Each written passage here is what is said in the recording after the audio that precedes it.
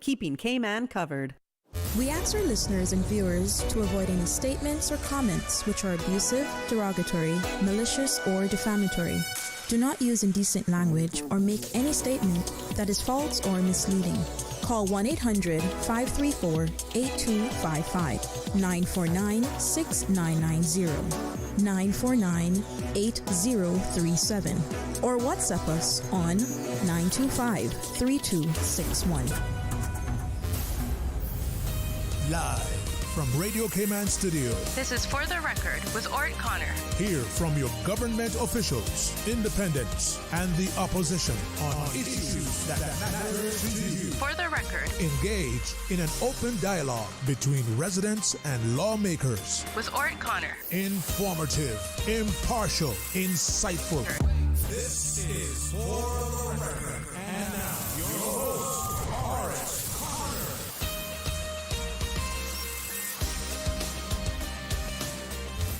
Good morning, good morning, good morning, O land of soft, fresh breezes and verdant trees so fair. Today is Friday, the 5th day of September 2025, right here in the beautiful Cayman Islands. Hope and trust everyone had a restful, peaceful, enjoyable evening. Those of you on our roads, please be extremely cautious. Ensure that you observe the rules of the road. Remember, the life you save may just be your own. I'm going to dispense with some of my opening remarks this morning simply because we have a very, very tight schedule. We will be talking about the National Recognition Awards. Then later on, we will be talking with the Postmaster or Postmistress General of the Cayman Islands. And then in the last segment of the show this morning, we will have ministers, Rolston, Anglin, and Michael Miles in the studio with us as well. So, very quickly, because this is a sponsored portion of our program, For the Record, birthday shoutouts brought to you by Coca-Cola, who are proud to support your birthday shoutouts. Coca-Cola available across the Cayman Islands. You should accept no substitutes. Share a Coke with someone special. So we're looking at the birthdays being celebrated today. We see that Mr. Gilbert McLean celebrating his birthday today. Want to wish him a happy birthday. Also, John Henry Ebanks celebrating his birthday today. Mr. Barrington Reed celebrating a birthday also. Former colleague of mine at the Immigration Department, Miss Blondie Uzzle, she is celebrating her birthday today as well. We want to wish all of them a happy birthday. If you know someone who's celebrating a birthday or any other momentous occasion, please send that information to us. We will give them a shout out right here on For the Record, brought to you by Coca-Cola as well. So without any further ado, I am going to introduce my first two guests in the studio. They are members of the nominating committee for our National Heroes Day, National Recognition Awards. We're going to talk about that, the Heroes Day, National Recognition Awards as well, and how do we address both. No stranger in the studio and to Radio Cayman's listeners, Mr. Carl Brown and Mr. Troy Whorms. He's becoming a pretty much of a regular on here as well. So, gentlemen, good morning. Welcome to For the Record, and I will ask you both to give us some opening comments as well. Good morning to our listening staff. Thank you so much for taking time to listen to us and to pay attention to national issues. Thank you very much to Radio Cayman, and thank you to OC for his remarkable service. Retirement means putting on new tires. I'd also like to thank Mr. Troy Whorms, who is the lead in Public Works, who has taken out time from his busy schedule to be part of the National Heroes Day program, which the Ministry of Youth, Sports, Culture and Heritage have provided. And we are here to represent the National Recognition Committee, which is a very diverse committee looking forward to sorting the possible spurring nominations toward Monday, the 26th of January, when we celebrate our next National Heroes Day celebrations, but also when we highlight national recognition of those amongst us who have risen to the top like champagne bubbles. Okay, Mr. Whorms. It's a pleasure being here. Appreciate the efforts for the entire committee, Mr. Carl, for the kind words, and a shameless plug for Uncle Gilbert on his birthday, because literally I grew up in his backyard every single day as a kid, so it's a pleasure to be able to understand that today is the day that we're celebrating National Heroes Day, but it's also actually mentioning the National Recognition Award, but I cannot forget persons like himself that put so much into me as a young man. So happy birthday, Uncle Gilbert. Okay, I should also point out that we may be joined by the chief officer in the ministry, Ms. Teresa Echeniki, during this segment of the show as well, which will run until our 8 o'clock news. So, gentlemen, let's just jump right into the thick of things, as those old people would say, into the thick of things and talk. First, give a little history in terms of our national awards. Our national awards been 30 years in the offing. Started in the act was enacted in 1993. The first celebrations were in 2003, and it was recognized as a holiday in 2003 itself. Yes. But 1993 is really when we started honoring our national heroes. Yes.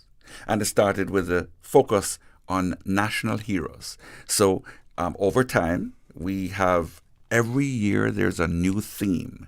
And the theme has gone through Christian heritage, aviation, maritime heritage. And this year's theme is honoring a nation, the power of physical infrastructure. And Mr. Whorms will tell us the definition of what that theme means. It's recognizing individuals and organizations who work in developing the Cayman Islands' physical infrastructure, including roads, ports, airports, utilities, energy grids, water and sanitation systems, communication networks, and public buildings that has lasting, transformative impacts on our national growth, economy, activity, social development, quality of life that has built the heritage of the Cayman Islands. And there are three categories. The first category is landmark leaders, those prior to 1973 who were pivotal as to all of the foundation of works to come. They are going to be a small Gideon band, so only 25 people will be chosen from that group, for that group. And then we have the infrastructure innovators, of which 75 people will be chosen. And then we have a group of the builders of Cayman, which refers to groups, entities, for example, CUC. But I'll leave the drill down for Mr. Whorms to tell you about each one of those landmarks. Okay, but could we hear about the nomination process, the closing dates, so that people will know? And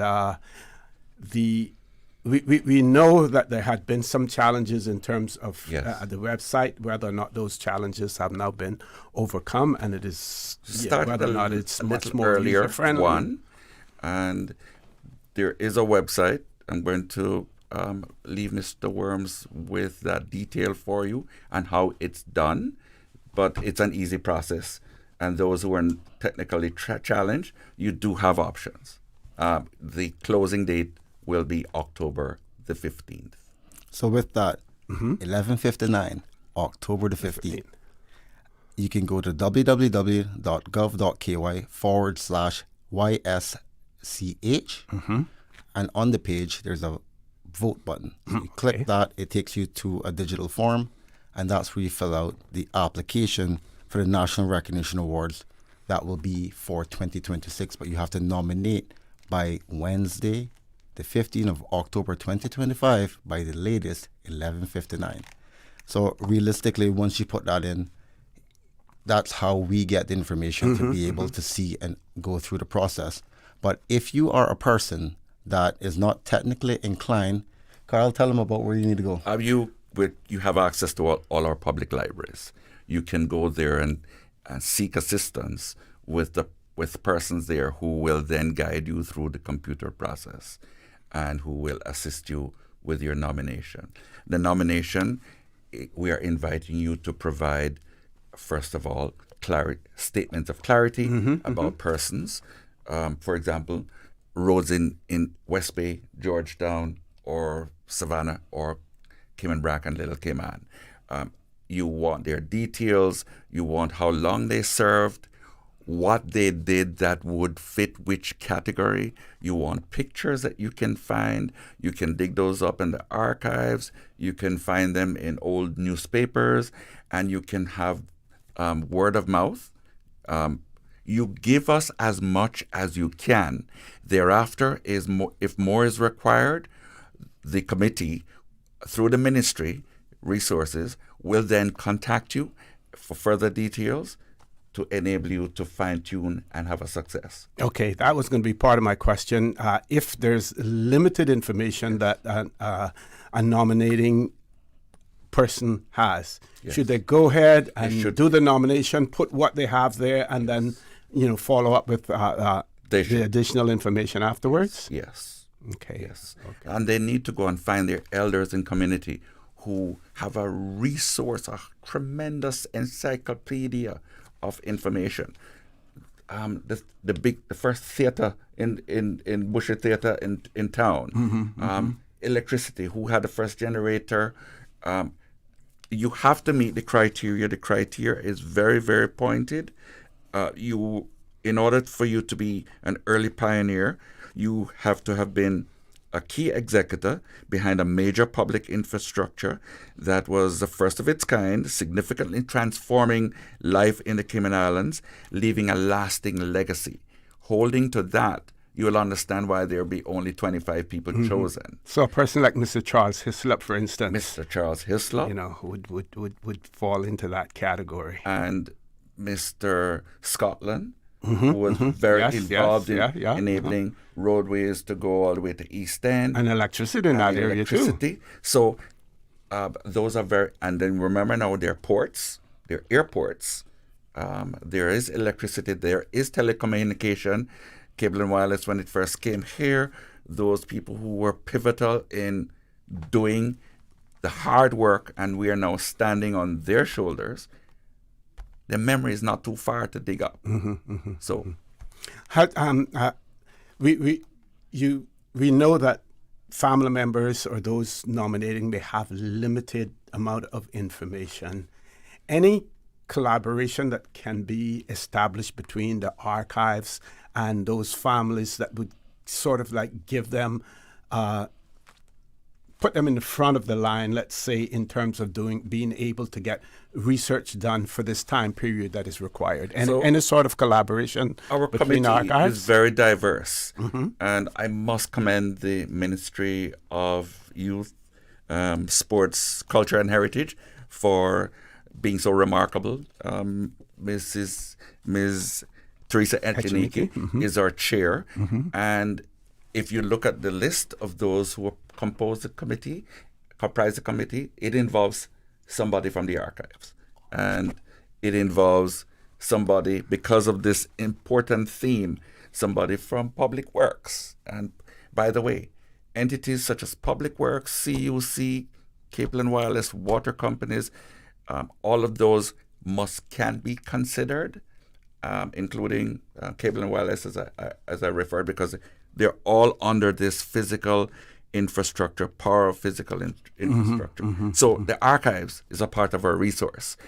The archives will be actively involved in assisting the committee to reach the objective of the ministry. Okay. We also cannot leave out the fact that the Cabinet Office, which hosts the Protocol Office, need as much as help as they can from us to then further develop the insignia, which will end up as the medallion, but also start creating the event, the occasion, which is quite an interesting, in-depth process where people don't understand every detail matters. Time, weather, chairs, where they're located, sound, and last-minute changes that may go, that mice underneath the carpet holding the wires together to make it work. Okay, we're going to take a commercial break. When we return, we want to give out additional information because we know when it comes to nominating, people need to understand that that is really not the job of the committee. Yes.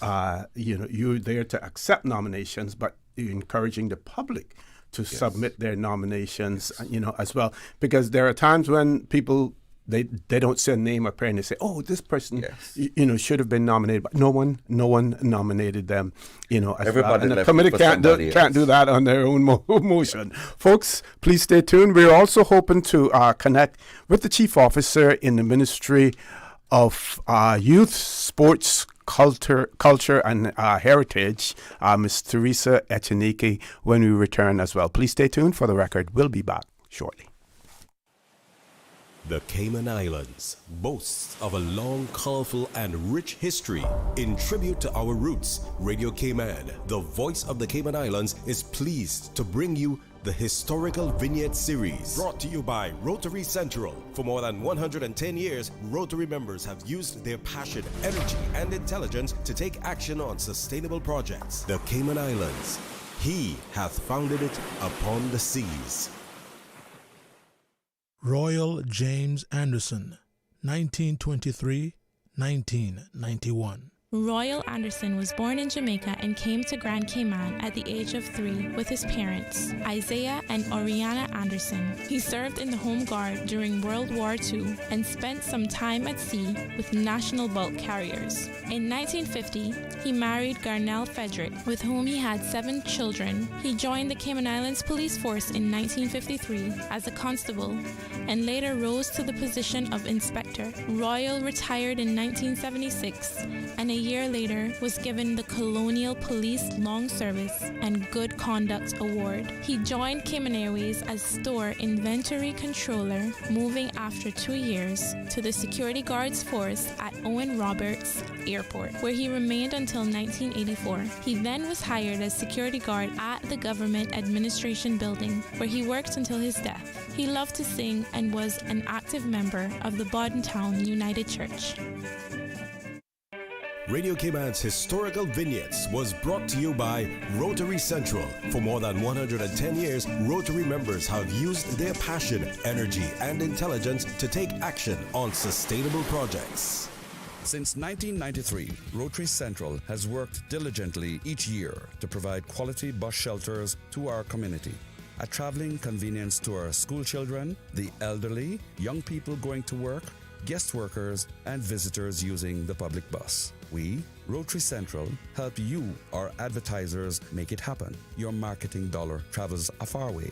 Positioning your message, your product, your services, your presence in over 83 bus shelters. Every dollar you spend, every advert you place helps to build another bus shelter, providing modest comfort for Cayman travelers. Reserve space now on the only billboard medium in the Cayman Islands. Email rotaryshelters@gmail.com. rotaryshelters@gmail.com. The Bus Shelters, a partner in community convenience. Another inspiration program by Rotary Central Cayman Islands.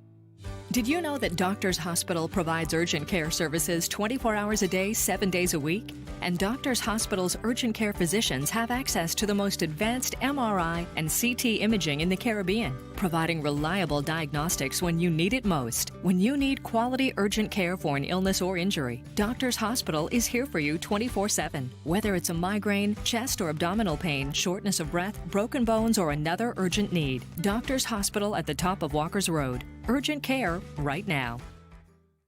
It's a sizzling summer with J&M Money. You can win a luxury weekend getaway for 2 when you send or receive money from now until September 30, 2025. That's right. We're turning up the heat this summer with J&M Money. Visit www.jnmoneyonline.com to learn more about how to win. What are you waiting for? Send, win, relax this summer with J&M Money. When a hurricane hits, unexpected costs can add up fast. Homeowners are usually out of pocket for these costs to get supplies or make minor repairs. But with Cineco's parametric coverage, you get automatic payouts within 2 to 3 weeks after a Category 3 or stronger storm, whether or not you have damage. Available only through Cineco Homeowners Insurance. Call 949-8101 or visit Cineco.ky for a quote. That's Cineco.ky to get a quote today. Cineco, keeping Cayman covered.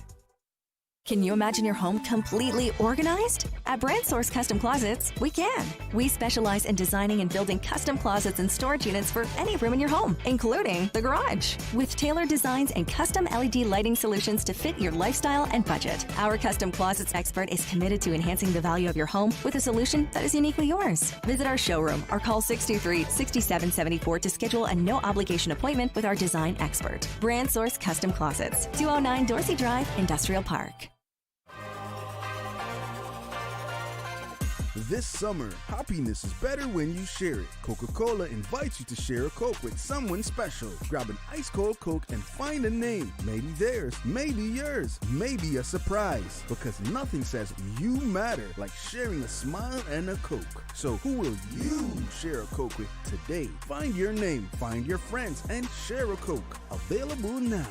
Stores island-wide. Sports.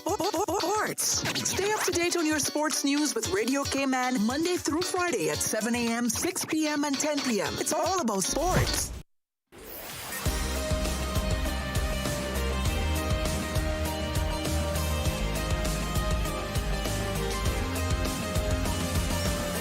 This is For the Record. Good morning and welcome back to For the Record. We are talking about the National Recognition Awards 2026. That conversation is taking place with two members of the nominating committee, Mr. Carl Brown and Mr. Troy Whorms. And we have the distinct honor and pleasure of having the Chief Officer of the Ministry, Ms. Teresa Echenike, on the phone lines. Who's our Madam Chair? Who's the chair of the committee. And we are going to introduce her now and say good morning, welcome to For the Record, and ask her to give us some comments as well. Ms. Teresa, good morning. Good morning. Good morning, everyone. I am sure that my committee members have already done an excellent job sharing information with the public on this upcoming nomination and Heroes Day theme for 2026. So I want to extend my gratitude and appreciation to them. But to the listening audience, I want to take this opportunity to say how important it is that everybody play a role and submit your nominations. We don't want anyone out there to think, oh, somebody else is doing the nomination, so I don't have to. We don't want to miss anyone, and we don't want to forget the importance that whether it's an individual or a company has played in establishing and building the infrastructure in Cayman. So we need the public to help us. We need the public to submit nominations and truly give recognition to those companies and those persons that are so deserving of 2026 recognition, which is looking at physical infrastructure. Okay. Thank you very much, Chair Lady Ms. Echenike, for your very, very important contribution. Ms. Echenike has a wide array of activity going on in her daily, monthly, yearly life, professional life, and she takes time out to be chair of this committee, which is not any small task. So when we get those nominations, our committee considers them. But in between that, before that, we will have to confer with the protocol office, which is under the cabinet office, to arrive at a design that is suitable and appropriate for the theme. Mm-hmm. That is not a small task. Disparate views and elements, lots of considerations, and then that is agreed on. We have to do it within a specific time frame to enable it to be able to be put to bed and to be sent to manufacturers abroad to enable that process to get in motion, because Christmas time is challenging. Yes. And that is why our nomination process needs to be concluded at a specific time in October for us to then get in the engine room and continue with the other activities that translates into this remarkable day on the 26th of January in 2026. So there's a whole world that takes place for that particular day when people are recognized on National Heroes Day. Mr. Whorms? That is absolutely correct, Mr. Brown. There's a lot happening behind the scenes. The committee is very busy working with various entities and various organizations. And for the benefit of the public, one of the things that we have just worked with the comms entity or department within the government to look at the insignia. And that all by itself is a very challenging task to try to get an idea that is related to the theme itself on a very small insignia. The team has done an amazing job, and we are most grateful for the other entities that we're working with, whether it is protocol, whether it is the comms, whichever entity we're working with brings some importance to the table. And so it gets us to where we need to be when we have the official celebration in January. So there is much work that goes into this process by the committee, and it all starts when Cabinet approves the theme for that year and then allow us to start to run with it. So there's a lot happening behind the scenes. I want to take this opportunity to say a special thank you to the committee for their contribution. And we have committees from different areas and different districts, different specialty areas, and we also have the representative from Cayman on the committee with us. So we try to have a broad perspective on what is brought to the table to ensure that we are covering everything that we need to cover for this very, very important event. Got you. Thank you very much for that. We have about a minute and a half left. I want to give both gentlemen here an opportunity for some closing comments, some reminders as well. And what I'd like to say also is that I'd like to arrange more of these discussions with you, because what I like to do is I like to throw names out there, and that may help to prompt family members, or friends or whomever to then initiate the process. So we'll let them know about the datelines as well in terms of, when nominations have to be submitted and how they can be submitted as well. Starting with you, Mr. Whorms. Thank you, OC. And just a quick wrap-up. Obviously recognize you as the former Cabinet Secretary, and Mr. Samuel Rose being the Cabinet Secretary as well, responsible for overseeing these departments that basically are doing great work. Ms. Teresa spoke about the team that really have put so much effort into this, looking at being innovative, transformative, resilient, and having connectivity in all that we do for this program behind the scenes. There's a lot of work that's going in. This is actually my third day on the job for this committee, and there's a lot of work that needs to be done that has been done before. So kudos to CEO Echeniki and the rest of the team as well. I am appreciative for being here. And just a quick reminder, the categories are the landmark leaders. So those are 25 individuals that have been a part of the major infrastructure before 1970. Basically, the originators, the driving forces, leaving legacies still seen today. The infrastructure innovators, which are the pioneers. 75 individuals, 30 plus years of contribution recognized for excellence, innovation, and lasting national impact. And last but not least, the Builders of Cayman Group Award organizations with 30 plus years recognized for transformative and commitment to community and national development. You might say, why does this all matter? Infrastructure is not about just roads and buildings. It's the backbone of our economy. It's about the social development and the quality of life in the Cayman Islands.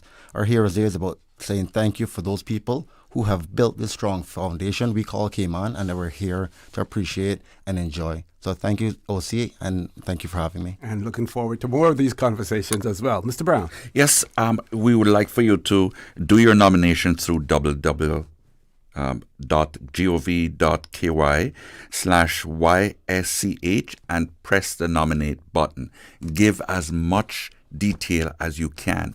You as a nominee, give your full detail that people can connect back with you and go over whatever they may be missing, and give as much detail about the nominee and the category that you'd like to be nominated in. Give as much resource as you can, pictures, certificates, awards, place that you know that they hold in history. There's a whole lot that you can do, and you will be assisted by the ministry. If you're technically challenged, you can go to the libraries. You can have access to their facilities there. They will guide you online as to how to do this, and you can get your nomination in. Your important contribution matters. And please start early. Start. That is so extremely important. Start the work early. This way, if there's any catching up to be done, you can do it. Because I would imagine that there's a hard stop on the, is it the 15th of October? Yes, hard stop. It's just like a 59. ship that's loaded with cargo and needs to leave the port because the weather out there has to be contended with. And in order for that ship to reach destination, it needs to leave on time. Okay, gentlemen, and Ms. Teresa, open invitation. Let's schedule some more of these discussions on For the Record in the mornings. I'm also guest hosting talk today in the afternoons as well. But if we can get as many of these conversations in as possible, throw some names out there, get people invigorated about the event as well. I've gone 2.5 minutes over the time for 8 o'clock news, folks. Please stay tuned. For the Record, we'll be back immediately after the 8 o'clock news. We will have the Postmaster General in the studio with us, Ms. Sheena Glasgow. Please stay tuned. For the Record, we'll be back shortly. Thank you, Mr. Connor. And studio time now, 3 minutes after 8 o'clock, brought to you with the kind compliments of Foster's. When you're on the go, the experienced team at Foster's Pharmacy are here to help. Drop off your prescription while you shop or WhatsApp us and we'll prepare it, ready for your arrival. Whether you need prescription or over-the-counter medications, blood glucose testing, or advice on vitamins and supplements, we're here early in the morning to late at night. Both of our locations at our Camana Bay and airport stores are open 7 a.m. to 9 p.m., Monday to Saturday. For more info, visit fosters.ky/pharmacy. Foster's Pharmacy. Better health because we care. This is the People's Radio Station.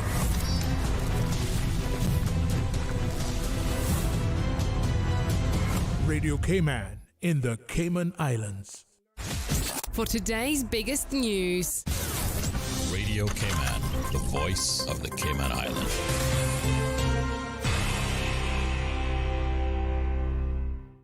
With your latest news, I'm Carsley Fuller. The devastating stony coral tissue loss disease has hit Little Cayman.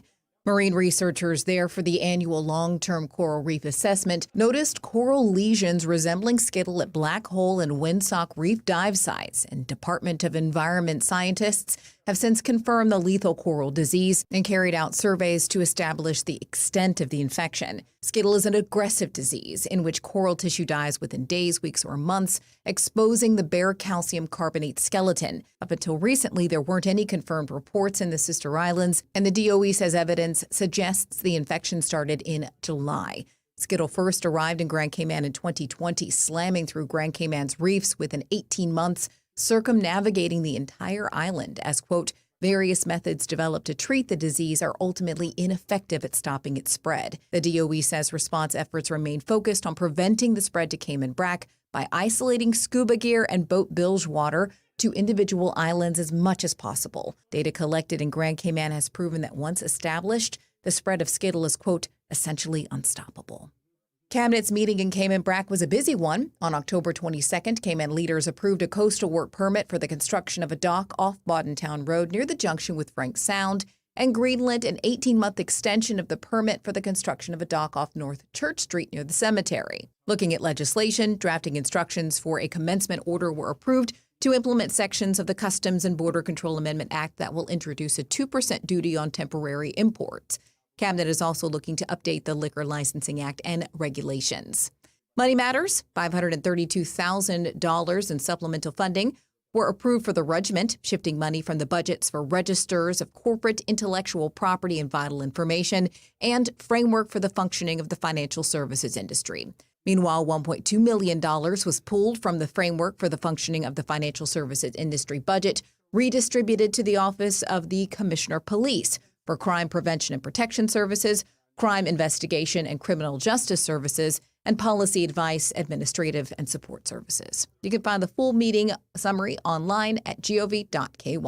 Public Accounts Committee members review an Auditor General report that explores government's financial accountability and transparency on Thursday. Here's CIGTV's Kafar Augustin. The report, titled Improving Financial Accountability and Transparency, Long-Term Financial Sustainability, was previously discussed during the committee's regular administrative meeting on the 19th of June before an agreement was made to hold a public hearing for further investigations. During the hearing, the Honorable Kenneth Jefferson, Financial Secretary, had this to say. The point that the Auditor General is making in the report is a valid one. We cannot have the level of expenditures rising faster than the rate of growth of revenues. So it is problematic. It's not something that the government would want to sustain going forward. You could end up with a breach of the FFR, which is that you have to have a surplus. And so, Mr. Chairman, the obvious thought would be the government needs to increase its revenues and would be better, lower its expenses. The PAC is now expected to prepare its own report to accompany the Auditor General's report, while the committee may make additional recommendations to the Financial Secretary, Chief Officers, or to the government pursuant. And big police bust in Windsor Park. Shortly after noon on Wednesday, officers carried out a search warrant in relation to an assault where the suspects were believed to be armed with a gun. A 44-year-old and a 46-year-old were arrested on suspicion of possession of an unlicensed firearm, possession of an offensive weapon, and assault causing actual bodily harm. While there, officers recovered a number of fishing items and fish believed to have been taken during a Boddentown business burglary reported on Wednesday. RCIPS officers also recovered what they believed to be stolen jewelry, suspected ganja, and drug paraphernalia. The 44-year-old was further arrested on suspicion of burglary and drug offenses. Now with a check of international news, here's the BBC, which takes us out of the newscast. I'm Karsley Fuller. BBC News with Govinda Gill. President Putin has said that any Western troops deployed to Ukraine would be legitimate targets for Russia to attack. His comments come after the French president said 26 countries had pledged to provide post-war security guarantees to Ukraine, including an international force. BBC News. Stay in touch with Radio Cayman with the latest up-to-date, accurate news and information. For your convenience, the headline news will be repeated on our sister station, Breeze 105.3 FM, weekdays at 8:30 a.m. Follow Radio Cayman on social media, Facebook, Instagram, Twitter, or download the Radio Cayman app in the App Store or log on to www.radiocayman.gov.ky and stay connected to what's happening in the community. Radio Cayman, your voice, your choice, your radio. Mark your calendars for the Caribbean's ultimate gaming event. In the heart of the Caribbean, a storm is rising, the battleground is set, and the ultimate showdown is about to begin. This year, the games hit harder than ever. Fortnite, FC 25, Super Smash Bros, NBA 2K25, and iRacing. Whether you're building, brawling, scoring, or driving, this is your stage. Top cosplayers, content creators, and gamers are flying in for one epic weekend in Grand Cayman. Meet Brown Bakugo, Kawiwi, and Austin John Plays. Snap pics, get autographs, or even one-on-one them live on stage. Gamers Bay isn't just a tournament, it's cosplay, merch, VR, creator booth, free play zones, prizes, and the epicenter of Caribbean esports. Think you've got what it takes? Step up and compete for your share of $10,000 in cash and prizes. Win glory, bragging rights, and cold hard cash. Gamers Bay 9, September 27th and 28th at the John Gray Gymnasium. Level up, lock in, let's play. For tickets and team registrations, head over to gamersbayevent.com. We are in the hurricane season, and knowing what to do after a hurricane can be as important as preparing for the storm. After the passage of a hurricane, seek medical attention if it is needed at hospitals and clinics for those persons who are injured. Do not touch power lines and cables that are down; they may be active. Report them to 911 or the utility emergency hotlines. Broken tree limbs should be removed from around homes and buildings if possible. This hurricane information was brought to you by Breeze FM and Radio Cayman.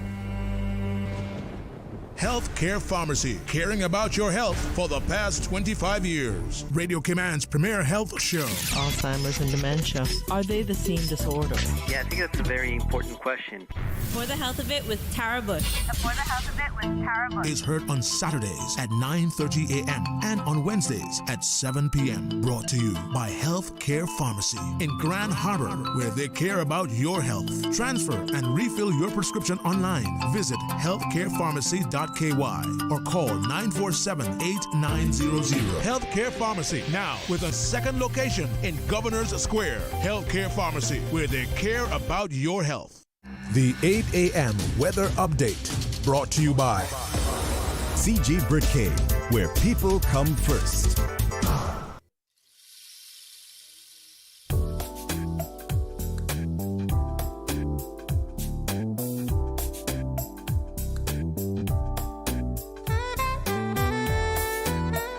Pleasant good morning. Let's take a look at the latest weather report. Current temperature is 87 degrees. Relative humidity is 78%. The barometric pressure is 29.94 inches and rising. The wind is east-southeast at 3 knots. Overnight low temperature was 84 degrees. Synopsis indicate showers with thunder are expected by this afternoon as a mid-level trough drifts across the Cayman area. The trough is expected to drift west of Cayman by tomorrow morning, bringing a decrease in showers. Radar imagery show showers around the Cayman Islands moving towards the northwest. Now the forecast for the Cayman Islands for today, calling for partly cloudy to cloudy skies with a 40% chance of afternoon showers and possible thunder. Showers will be locally heavy at times, and temperatures will rise near the low 90s, with a heat index near 105 degrees Fahrenheit. Your winds will be east to southeast at 5 to 10 knots, becoming 10 to 15 knots by this afternoon. Seas will be slight with wave heights of 1 to 3 feet. Forecast for tonight calling for partly cloudy to cloudy skies with a 30% chance of showers and possible thunder, and temperatures falling near the low 80s tonight. Your winds will be east to southeast at 5 to 10 knots, and seas will be slight with wave heights of 1 to 3 feet. Low tide will be this afternoon at 1:53, high tide again tonight at 8:18. The sun will set this evening at 6:35 and will rise tomorrow morning at 12 minutes past 6. And the outlook is calling for light winds and smooth seas from Sunday in association with a weak pressure gradient over the northwest Caribbean. And that's the very latest on your weather report.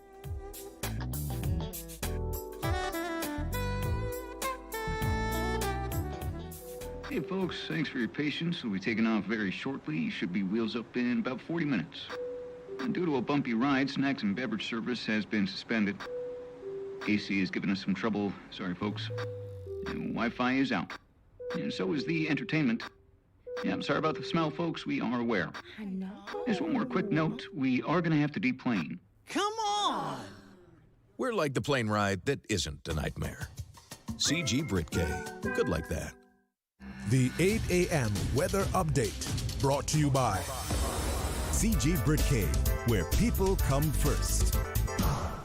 Since 1993, Rotary Central has worked diligently each year to provide quality bus shelters to our community. A traveling convenience to our school children, the elderly, young people going to work, guest workers, and visitors using the public bus. We, Rotary Central, help you, our advertisers, make it happen. Your marketing dollar travels a far way. Positioning your message, your product, your services, your presence in over 83 bus shelters. Every dollar you spend, every advert you place helps to build another bus shelter, providing modest comfort for Cayman travelers. Reserve space now on the only billboard medium in the Cayman Islands. Email rotaryshelters@gmail.com. rotaryshelters@gmail.com. The Bus Shelters, a partner in community convenience. Another inspiration program by Rotary Central Cayman Islands. For the Health of It, heard on Wednesdays at 7 p.m. and repeated on Saturdays at 9:30 a.m. is brought to you by The Light Room. Tired of being unwell and struggling to find the energy and vitality to live the life you desire? Come get recharged from the inside out at The Light Room. Our non-invasive, holistic energy enhancement system detoxifies and energizes the body, enabling self-healing and balance. Book online at www.thelightroom.ky or call 938-HEAL, 38 Pasadora Place, GT. Caymanian job seekers, are you still searching for the right opportunity? To ensure that your application is received and considered during your job search, we encourage you to apply for that role on the Work Jobs portal, even if you applied for the job advertised on the company's website. Increase your chance of putting your best foot forward. Double up to stay on top. Don't wait. Hit that apply button today. Visit worc.ky to search for available jobs. The traffic report is brought to you by Subway. Enjoy a delicious start to your day with breakfast from Subway.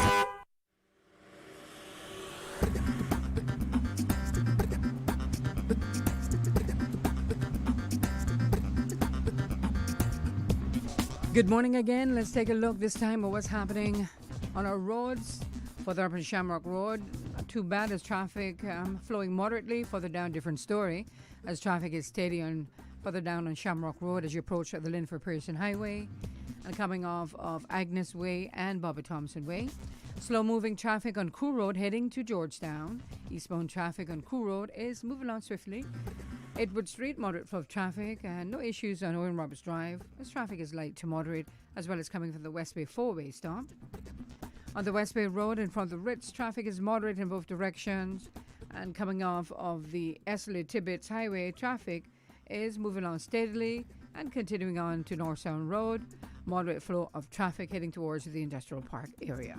If you see any accidents or incidents, let us know by calling us at 949-6990. Join us again at about 10 minutes past 12. We'll give you another look at traffic. There's something new at Subway. Indulge your taste buds with our new barbecue pork rib sandwich tender. Smoky pork ribs smothered in sweet and tangy barbecue sauce, built just the way you like it. It's bold, rich, and seriously satisfying. But hurry, it's here for a limited time only. Order now on the Subway Cayman Islands app for quick in-store pickup, or get it delivered with Bento or Let's Eat. The all-new barbecue pork rib sandwich, only at Subway. Subway, eat fresh. Yummy. The traffic report is brought to you by Subway. Enjoy a delicious start to your day with breakfast from Subway. Shipping to the Cayman Islands is fast, reliable, and seamless thanks to Cayman Airways Cargo. Need it faster than ocean freight? Cayman Airways Cargo offers multiple cargo flights to Grand Cayman from Miami weekly, so your packages, whether big, small, or in between, will arrive in no time. You can even use a Cayman Airways Cargo US address for your online shopping. Cayman Airways Cargo is also the only carrier providing air freight services for Cayman Brac and Little Cayman. Contact us today and see why Cayman Airways Cargo was voted as Cayman's best cargo and logistics company in the Best of Cayman Awards. For details, visit CaymanAirways.com/cargo. Social media, X, formerly Twitter, Facebook, Instagram. Interact with our talk shows on YouTube. Download our official Radio Cayman app, or you can log on to our website, www.radiocayman.gov.ky.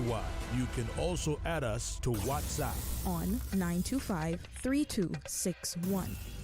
All the latest information, breaking news, community events, and more. Radio Cayman.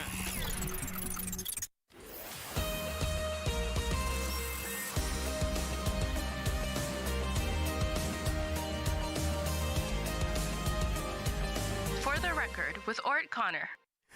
Good morning and welcome back to For the Record. Just a little housekeeping before I introduce my guests for this segment of For the Record. So in the last segment of the show this morning from 9 to 10 o'clock, we will have Minister Rolston Anglin in the studio, but we will not have Minister Michael Miles as was anticipated.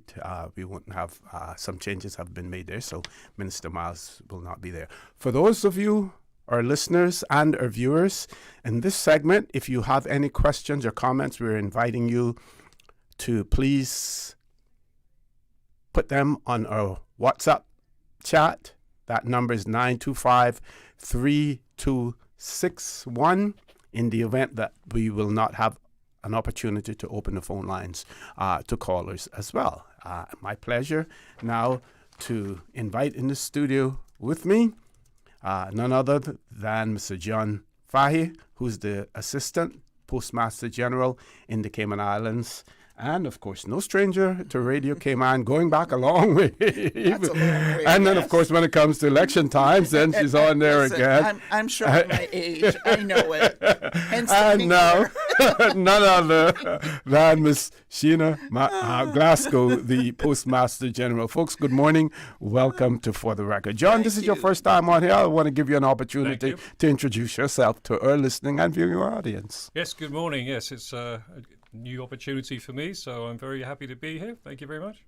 Okay, Ms. Sheena. Good morning, OC. Happy Friday. Good morning. Happy Friday to all the listeners and the viewers of Radio Cayman as well. Yes, I wore red this morning because I needed a little bit of color to kind of spice me up and wake up my voice. So let's see how this goes. Okay, so tell our listeners and our viewers what we will be talking about this morning. Oh, we will be talking about interruptions to mail service to the United States. Not by our own choice, but I think by now most people will know that there was an executive order, meaning it came from President Donald Trump on the 30th of July, which would have suspended the $800 de minimis, which is, we would normally call it duty-free limit. And it has created havoc in pretty much the postal industry worldwide because, should be no surprise, you know, Mr. Trump said, I want this done. He sets a deadline, and then there is absolutely nothing between his instructions and how to make it happen. So it's the same thing with us. And one of the reasons that we weren't able to tell the public sooner is because we were waiting for information as to how to achieve this. And that information finally came in late August, literally days before the deadline of the 29th. So we, being the Postal Service here in Cayman, we took the safe route because we want to do it right and set the right foundation, get that in place. So when we resume, we don't have to stop and start. That's just an annoyance to our customers. So we suspended all mail to the United States effective the 29th of August. And this week, thankfully, we had procedures and contracts in place that we were able to resume documents. We were able to resume documents. Because the situation with sending goods or merchandise into the U.S. is so sticky. That's a euphemism this morning on a Friday. Thank you for word of the day. I didn't say where it's stuck. I just said it's sticky. We were hoping to resume sending goods next week, but we've got a little bit more work to do before we can resume. And so our goal now that we're working towards is resuming sending goods to the United States the week of August September 15th. I have not had enough caffeine this morning, OC. So that's what we're currently working towards. And I would say that we've made good progress towards that, but it has been a mammoth task. And I would like to thank all the members of, we call it the implementation team of the Postal Service, because they have really stepped up and done a fantastic job. And I like the fact that they take the ideas and they run with it. And I give input wherever I need or just ask a question. I do not feel the need to dictate everything. Besides, they're the front counter staff. They interact with customers, so they will know the details of whether something will work or whether it will not going forward. So that's where we're at. To put things into context, can we talk a little bit about the original arrangement? When was that in place? Okay. And also, if you could speak to your governing body, I think it's called the International Postal Universal Postal Union, and their role in mitigating some of these or navigating, through this whole thing as well. Okay. So I think, I don't know if you know the date, John, but I think the $800 duty-free limit was in place when I came into the post office, and that was 2003. So it's been there a while. However, for whatever reasons, President Trump decided he's going to shake up the postal world, just like he shook up, commerce and international relations with the larger countries on this planet. So it is what it is, and we've just got to get on with getting it done. What was the second part of your question? Any assistance by your governing body in terms of navigating the whole process, or even negotiating with the U.S.? All right, there's no negotiation. So there was a web meeting, was that last week or the week before, between the Universal Postal Union higher-ups, Postal Administration senior managers, and IATA, which is the airline body. And the meeting started with the Director General of the Universal Postal Union telling all of us that, remember, every sovereign country has the right to determine their procedures and what they will allow and not allow into their country. So, reading between the lines, we're stuck. Do not bother to complain about it.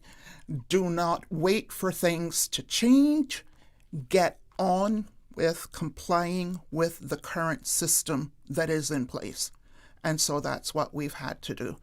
The Universal Postal Union really hasn't been able to have a big role because, like I said, they're recognizing the sovereign right of the United States to put these measures in place. And now the challenge is that we all now have to step up to the plate and ensure that procedures are in place. So that's where we're at. Needless to say that I have not been bored for the past several weeks, but it's as much as it has been crazy and frustrating, we also see some opportunities for the Postal Service. So we're getting all our ducks in a row and dotting all the I's and crossing all the T's to not just put procedures and processes in place to meet this U.S. mandate, but that we might be able to use the same foundation to do something similar with other countries, because what we are expecting is that many other countries are sitting back and looking to see if Trump can pull this off. Because if Trump can pull it off, I expect some of the other larger countries are going to turn around and do the same thing. Okay, we're going to go to a commercial break. When we return, we want to talk about the implications that these changes have for your customers, people of the Cayman Islands, from financial standpoint and otherwise strategic, standpoint as well. Folks, don't change that dial. Please stay tuned for the record with Mr. John Fahy. It's not easy. I know. And Miss Sheena Glasgow from the Cayman Islands Postal Service will continue. Storms bring wind, rain, and unexpected costs to buy supplies, secure your home, or make minor repairs. Incidental expenses not covered by insurance.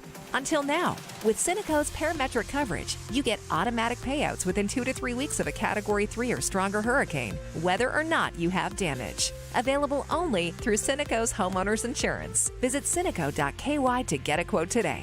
Cineco, keeping Cayman covered.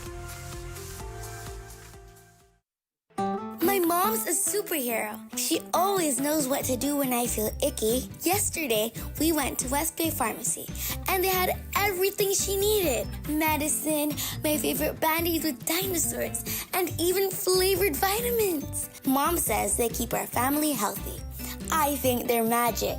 Don't tell anyone. I think superheroes shop at West Bay Pharmacy.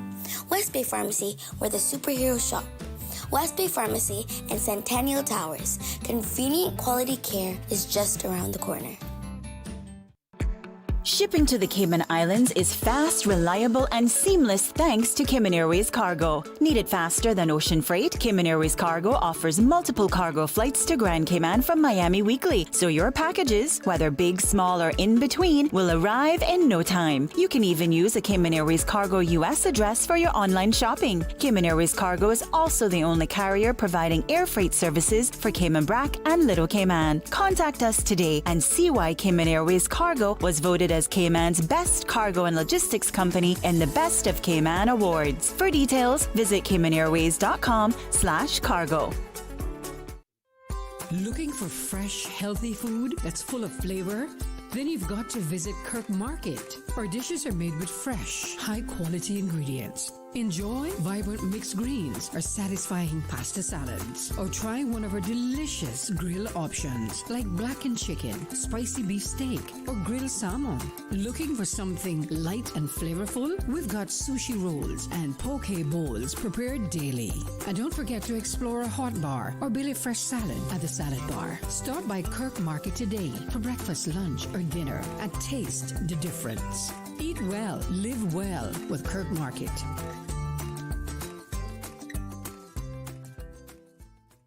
Start. Stop. That's how long it takes to react to a child crossing the street. How long would it take you to apply the brakes? How long would it take the parents to forgive you?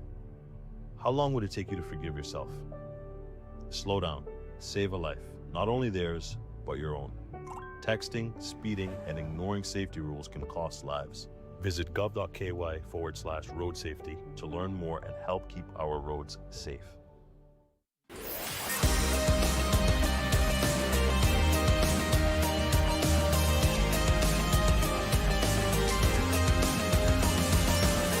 This is For the Record. Good morning and welcome back to For the Record. For those of you who are just joining us, let me tell you that we have in the studio the Postmaster General or Postmistress General. No, OC, thank you. No. Don't, Postmaster, right? No need to be politically correct. I'm good with master. As well as the Assistant Postmaster General, Mr. John Fahy, in the studio with us. We're talking about the recent executive directive that was issued by the U.S. President, Donald Trump, its effect on the Cayman Islands, the implications that it has for you, the people of the Cayman Islands, and they're laying it all out for you this morning. Folks, the mic is yours. Okay, John, you go ahead. Okay, well, first thing is that there are 2 exemptions, and we've already started dispatching documents on Monday, which has been particularly useful for the large business customers. So we're grateful for that, and that seems to be running very smoothly. Okay. No problems to report by the end of the week. So documents, as long as it's only documents, not mixed, is running smoothly, and normally we hope. There's another exemption which is much more complicated and will cause a lot of confusion to customers, and that's gifts. So our usual definition of gifts, a common sense one would be that we're sending something to people we know, and it's a birthday gift or just something for our children or family. But it's not that simple for the U.S. Customs. So this is U.S. Customs regulation where we're having to look at here and collect duty on their behalf. So a gift for this purpose is something that hasn't been purchased. So if you buy a gift, then it's still subject to duty, and it has to be under $100 US. So I think a good way of illustrating the issue is if you want to send a rum cake to family in the US, if you make it and it's worth less than $100, that's a gift. If you go and buy it and it's worth more than $100, it's not a gift. So Even if it is worth less than $100, once you buy it, that excludes it as a gift. Okay. Irrespective of the cost. Why would it be simple? So, was there anything else you... No, so I think with the gifts, unfortunately, most people, when they're declaring it as a gift, which is a lot of our customers, they're just going to have to bear in mind it won't actually be qualified as a gift for the U.S. Customs purposes. So we'll have to go through the duty process with them. Yes.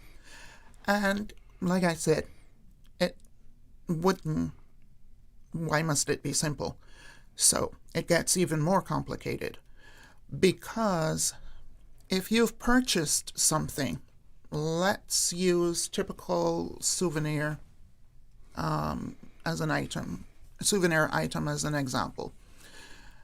Cayman t-shirt, Cayman cap that you're going to send to your child who's off in university somewhere in the United States. Those items are simply coming from the Cayman Islands. The tariff that the Postal Service will have to assess on those goods will be based on the country that they were made in. Ooh. And we import just about everything. And almost everything is made in China. And if anybody has been keeping current, Donald Trump and the Chinese are really not getting along very well. So China will have one of the higher tariffs that would have to be assessed. So it's not simple enough that the definition of gift is completely different from what we're normally accustomed to.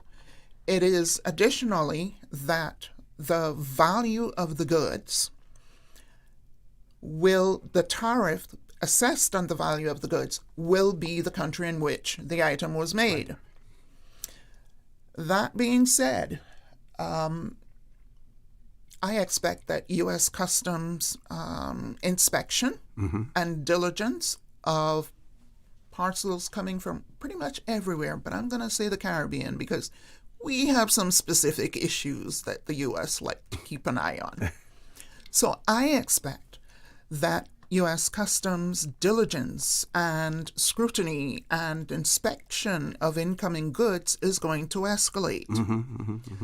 So, as annoying as it may be, I would like to request of our customers and ask them to please be honest. Don't try to pull a ting, as we would say, and shortchange, devalue the value, because particularly if there's anything that you've purchased, we're going to need to see the receipt. So also bring that with you when you come to the Postal Service. Bring your parcels unopened, because we have to inspect it as part of the shipping process now. We don't want to get into your business. We really don't. Yep.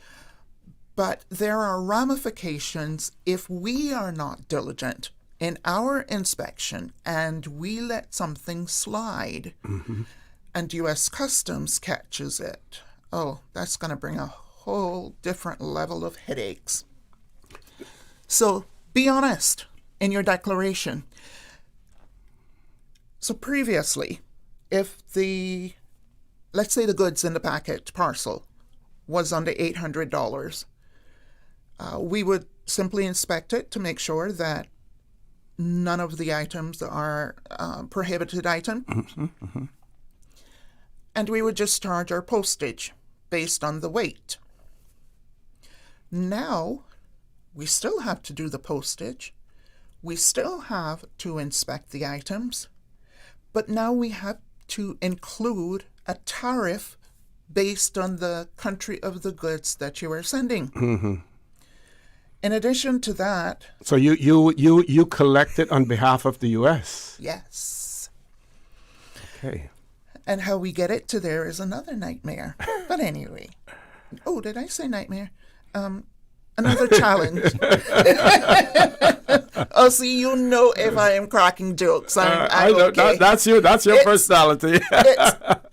It is serious, but it's not rocket science, so... What take the humor where we can. What do we say to those persons who say, well, okay, I won't use the Postal Service. I'll use one of the other types of express services that we have in the Cayman Islands. They're not exempt. Same thing, right? Yes. And I say freedom of choice for the customer. You don't have to use the Cayman Islands Postal Service. You have other options for getting your parcels into the United States. But I will simply say the Cayman Islands Postal Service is going to be the cheaper version or cheaper option all around. So going back to some of the changes that we're going to have to implement, there's also going to be a deposit because we will assess the value of the items based on our best effort, our best estimate. When it gets to U.S. Customs, they may decide that they're not accepting the value that we declared. So if something is under-declared in value, then of course the U.S. Customs is going to come back and say, you owe me some more money. And that's where the deposit will come in. It is meant to buffer in such a scenario. Fortunately, if any money is unused, we'll give it back to the customer. It may take a while. We know how long it takes to get a refund from government. Actually, see, that's actually part of our re-engineering of our processes. Because can you imagine if we had to do this by check? And that's where it would take a really long time in government. So without going into details, I'm going to just say we're working on a workaround that the refund will be faster, but it will still be in a process that audit can look at, because that's my other headache, and say, okay, you've done the best that you can. So now in my previous iteration, working in government, in the immigration department, we were able to establish a particular rapport with our counterparts in the U.S. For instance, after Hurricane Ivan, we were able to set up an arrangement where, first of all of our dialysis patients were able to leave the Cayman Islands, travel directly to the U.S. Many persons had their documents destroyed, had no documents whatsoever, and they were able to enter into the U.S. Are you able to have any talks, any discussions in terms of protocols and procedures with your counterparts in the U.S. to see how seamless this whole process can be? You see the look on my face, right, OC? Listeners can't see the look.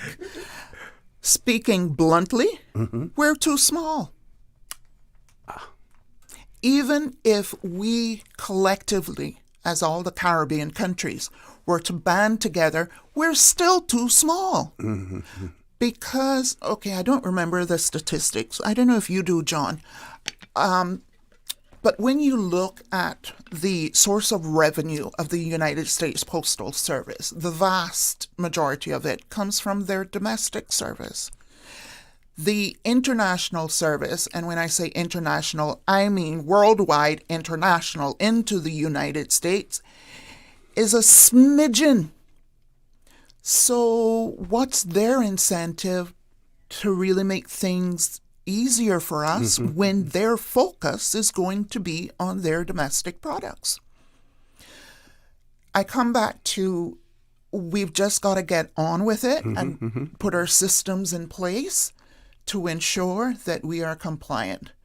We want to continue service to our customers, and we want to keep good relations with U.S. Customs as well as the USPS. So we just got to suck it up and get it done. Okay. We're going to take a commercial break. When we return, one of our listeners wanted to know whether or not this also impacts goods that are transiting the U.S. So if you're shipping something to somewhere, but it's only transiting the U.S., what effect that it has on that. And then there's another question that's basically unrelated to this discussion, but I'm sure, well, to a certain extent it is. And this person says, can you please query the effect that the post office being closed had on persons whose fees were due on the boxes on the 31st of August? Persons will really have to pay a late fee, which we tried to avoid, but the offices were closed. So we'll ask you to respond to that as well. And there's another one that before you leave the studio, the effectiveness of us having a postal code, or what is known in the U.S. as a zip code or area code as well, and explaining that wasn't something that we introduced here in the Cayman Islands by ourselves, and the role of the international organization in terms of developing that as well. Folks, please stay tuned for the record. We'll be back shortly. My mom's a superhero. She always knows what to do when I feel icky. Yesterday, we went to West Bay Pharmacy, and they had everything she needed. Medicine, my favorite band-aids with dinosaurs, and even flavored vitamins. Mom says they keep our family healthy. I think they're magic. But don't tell anyone. I think superhero shop at West Bay Pharmacy. West Bay Pharmacy, where the superheroes shop. West Bay Pharmacy and Centennial Towers. Convenient quality care is just around the corner. It's a sizzling summer with JN Money. You can win a luxury weekend getaway for two when you send or receive money from now until September 30, 2025. That's right. We're turning up the heat this summer with JN Money. Visit www.jnmoneyonline.com to learn more about how to win. What are you waiting for? Send, win, relax this summer with JN Money. It's a ladies' night of comedy at the Laughter Lounge. Who runs the World Edition? Miss Jin from Jacksonville, Amber James from Indianapolis, and Ginny G from Los Angeles by way of Chicago take over the mic for non-stop punchlines. Friday, September 5th at the Hawkwell Theater. Doors open at 7 p.m. with the show starting at 8 p.m. sharp. Round up your crew and secure seats. Tickets available at laughcayman.com. Presented by Executive Services with Heineken Zero and Appleton. Keeping the vibes right. Big energy, bigger laughs. Buy your tickets now before they're gone. Brought to you in part by Radio Cayman. At Kirk's Home Center, we can make your life much better. We got it all together. We got a great deal in store for you. From cookware to stereos, from power tools to plumbing supplies. Yeah, we got the best goods with the best price and a service to make you smile.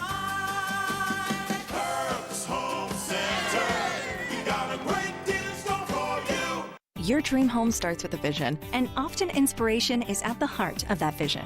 Brand Source Home Gallery's in-house designers are here to help bring your vision to life. Whether you're remodeling or building a new home, Brand Source Home Gallery is your one-stop solution. Explore their kitchen cabinets, sinks, faucets, bath fixtures, tubs, vanities, and more. Let Brand Source's designers help and inspire you with your next project. Call 623-5000 and schedule an appointment with a design expert at Brand Source Home Gallery, Dorsey Drive, Industrial Park, serving Cayman for 50 years.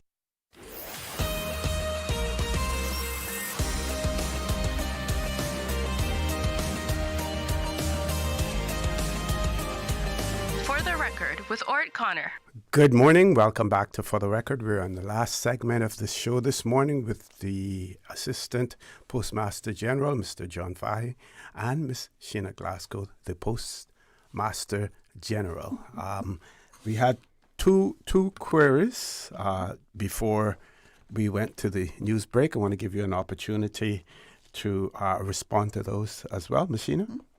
Well, I'll let John answer with the transit question, and then I'll come back on the others. Okay, great. Okay, so customers won't need to worry about whether we can transit mail through the US because when they go to the post office and they explain which country they want their mail to eventually end up with a destination, the counter staff will be able to look on the computer and see whether we've got a route to that country. So at the moment, we don't think it's going to affect transit mail in the way that customers will be concerned with. So it should be business as usual, fingers crossed on that side of things. yes, I like that part. Keep your fingers crossed. To be tested. Yes.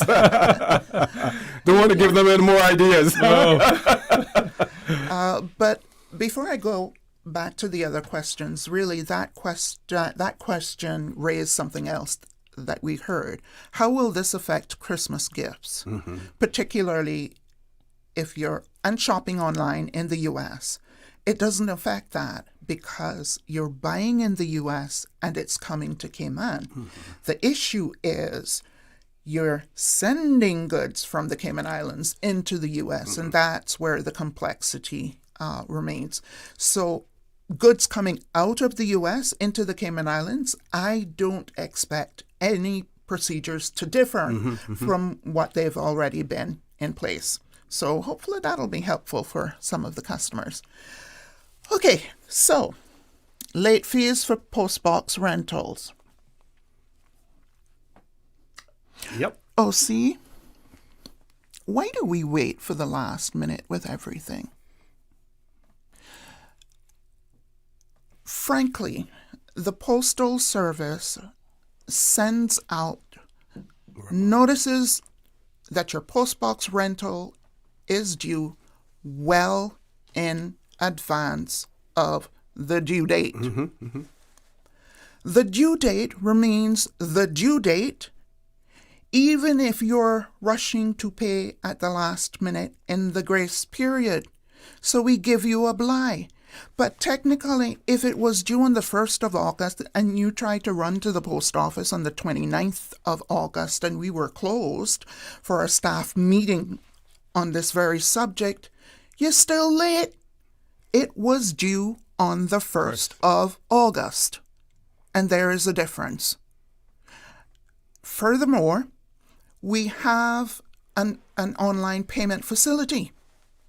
So payment of your postbox rentals don't have to wait and be done in person anymore.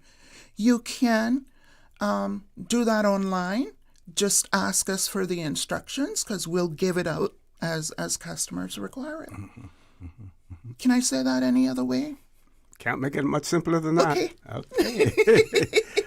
Okay. So, postal code. Yeah.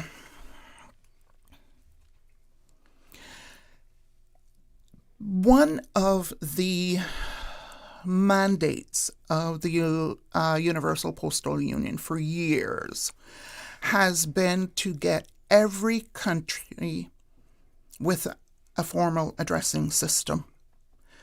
And part of that formal addressing system is going to be a postcode. That's what we call it internationally, America calls it a zip code. 6 of one, half a dozen of the other. It means the same thing and it works the same way. When customers have problems, most of the time when I look at it, is that they've not used the correct addressing format. And there is a standard format for addressing mail to the Cayman Islands and coming out of the United States. Remember now, America is so big, their sorting is going to be automated. It's not like we do it in person by hand. So if the format of the address for the Cayman Islands is not in the format that the machines are going to read properly, your piece of mail might be going all over the world. So my thing is, first of all, before you complain about the postcode, make sure you're using the proper addressing system for it to get out of the United States. Second of all, the KY postcode that we implemented many, many years ago has been approved by the Universal Postal Union, and it is certified for our country. I will not be the Postmaster General to change that, because look how long we have taken to adopt it. Somebody else coming behind me wants to change it, that's their headache. But my advice is, make sure you use the correct addressing format. And if the person doesn't know that format, is that available on your site? At Post Office. Well, our website is due to be updated soon. But it will be. And shoot us an email at minimum. CIPS customer care, all one word, at gov.ky if you have questions. And really great customer care officers, and they will respond and give you the information. Okay, we have about 4 minutes left. Let's reiterate the message that we want to get. Sorry. I just wanted to add, OC, that using the KY, that is the Cayman Islands country code. Yes, there's Kentucky in the United States, but CI will be, is that the Canary Islands, Channel Islands? Canary Islands, yes. So what code were we supposed to use? It's best to stick with the international country code, and that's what we did. Okay, so let's reiterate the message that we want to get across to our listening and viewing audience, your customers, in relation to the changes that have been implemented. I would like to start by saying thank you to our customers first and foremost, because they have been really patient and they have understood that the Cayman Islands Postal Service really had no choice in this matter. No one else in the world has a choice in the matter. Our challenge is to put procedures and processes in place that we comply with the executive order from the United States, and there's minimum, if any, hiccups in getting their goods to the United States when we are able to resume. I would also like to reiterate, honesty is critical. Please do not try to save anything by, shall we say, shortchanging the value of the goods, because at the end of the day, the U.S. Customs will determine the value if it seems like it's off when it gets there, or maybe even before it gets there. Same way when we're importing something into Cayman and our customs feel that something is off on the value, they then have the authority to assess their own value. So I say, listen, just keep it straight, keep it honest, and don't create problems for yourself or create problems for the Cayman Islands by trying to just slide under the radar. There will be no such thing. Okay. One of our listeners has written and said, "Good morning. I understand the Postmaster General's comment with regard to ensuring the postal code is used correctly. The challenge is that many businesses within the United States don't recognize that code. So there lies the problem of being able to get it entered the right way." And before you respond to that, another person says, "How should we write the postal code in an effort to not have any issues with the U.S. Postal Service?" And they give two options: KY1-1300 or KY1-1300 without the dash. It depends on the system. Okay. That the company is going to ship from. I question, and I will challenge that many businesses in the United States don't accept that. There may still be some, but it's been in place too long for many. Quantify that specifically. If a customer has a legitimate problem, with a particular company, I would encourage them to put that in writing to us so that we can try and reach out to that company and work things behind the scenes.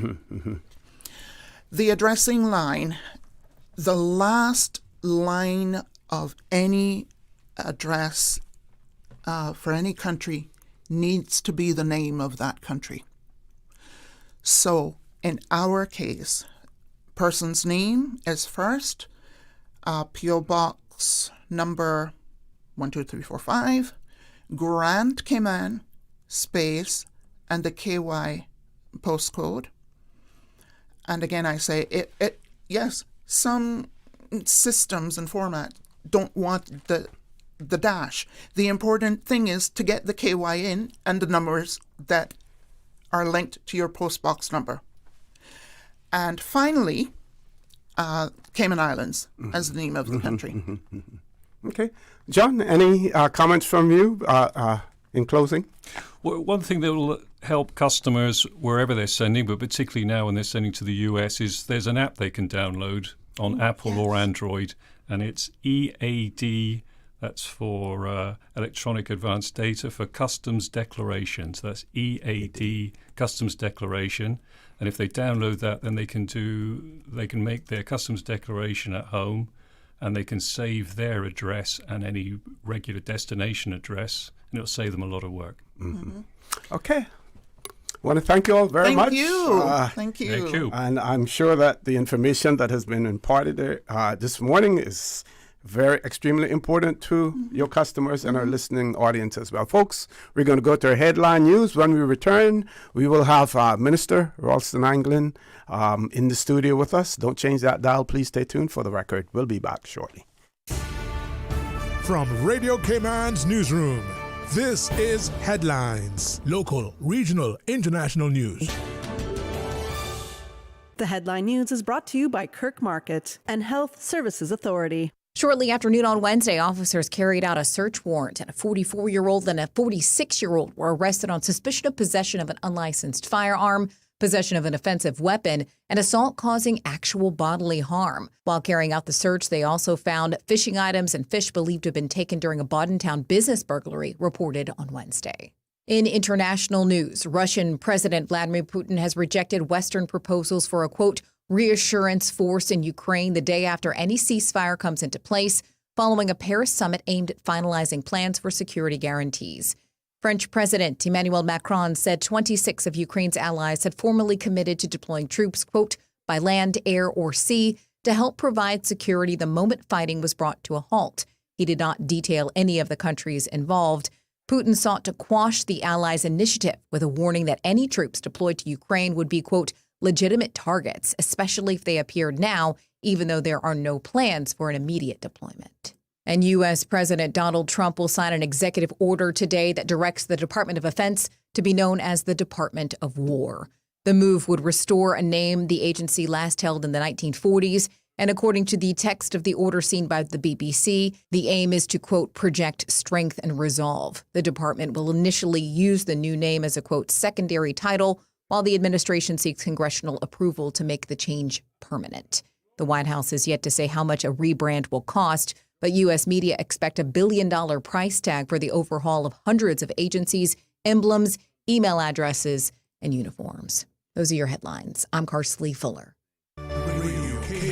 More news available at www.radiocayman.gov.ky. Check out our social media pages: Facebook, YouTube, X, formerly Twitter, Radio Cayman Headline News.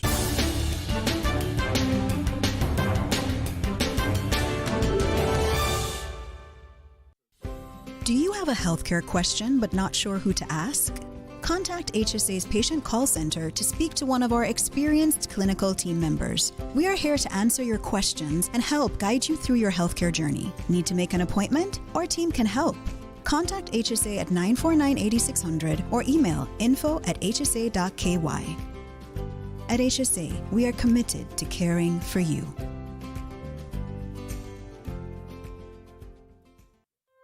Looking for fresh, healthy food that's full of flavor? Then you've got to visit Kirk Market. Our dishes are made with fresh, high-quality ingredients. Enjoy vibrant mixed greens or satisfying pasta salads. Or try one of our delicious grill options like blackened chicken, spicy beef steak, or grilled salmon. Looking for something light and flavorful? We've got sushi rolls and poke bowls prepared daily. And don't forget to explore a hot bar or Billy Fresh salad at the salad bar. Stop by Kirk Market today for breakfast, lunch, or dinner and taste the difference. Eat well, live well with Kirk Market.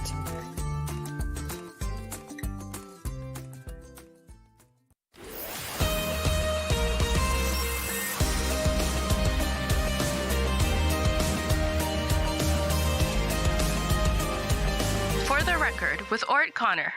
Good morning and welcome back to For the Record. In this segment of the show, it's my pleasure to have in the studio with me none other than the Honorable Rolston Anglin, who is the Minister for Finance and Development, Economic Development, as well as the Minister with responsibility for education as well. Extremely busy man with huge responsibilities as well, but he still has found time to talk with you, or listeners, people of the Cayman Islands, to keep you up to date with what's happening, as far as his constitutional responsibilities are concerned. So, Minister Anglin, good morning, sir. Welcome back to For the Record. Well, thank you for having me, OC. It's always good to be here. It's always good to be on any public forum, communicating with the wider public.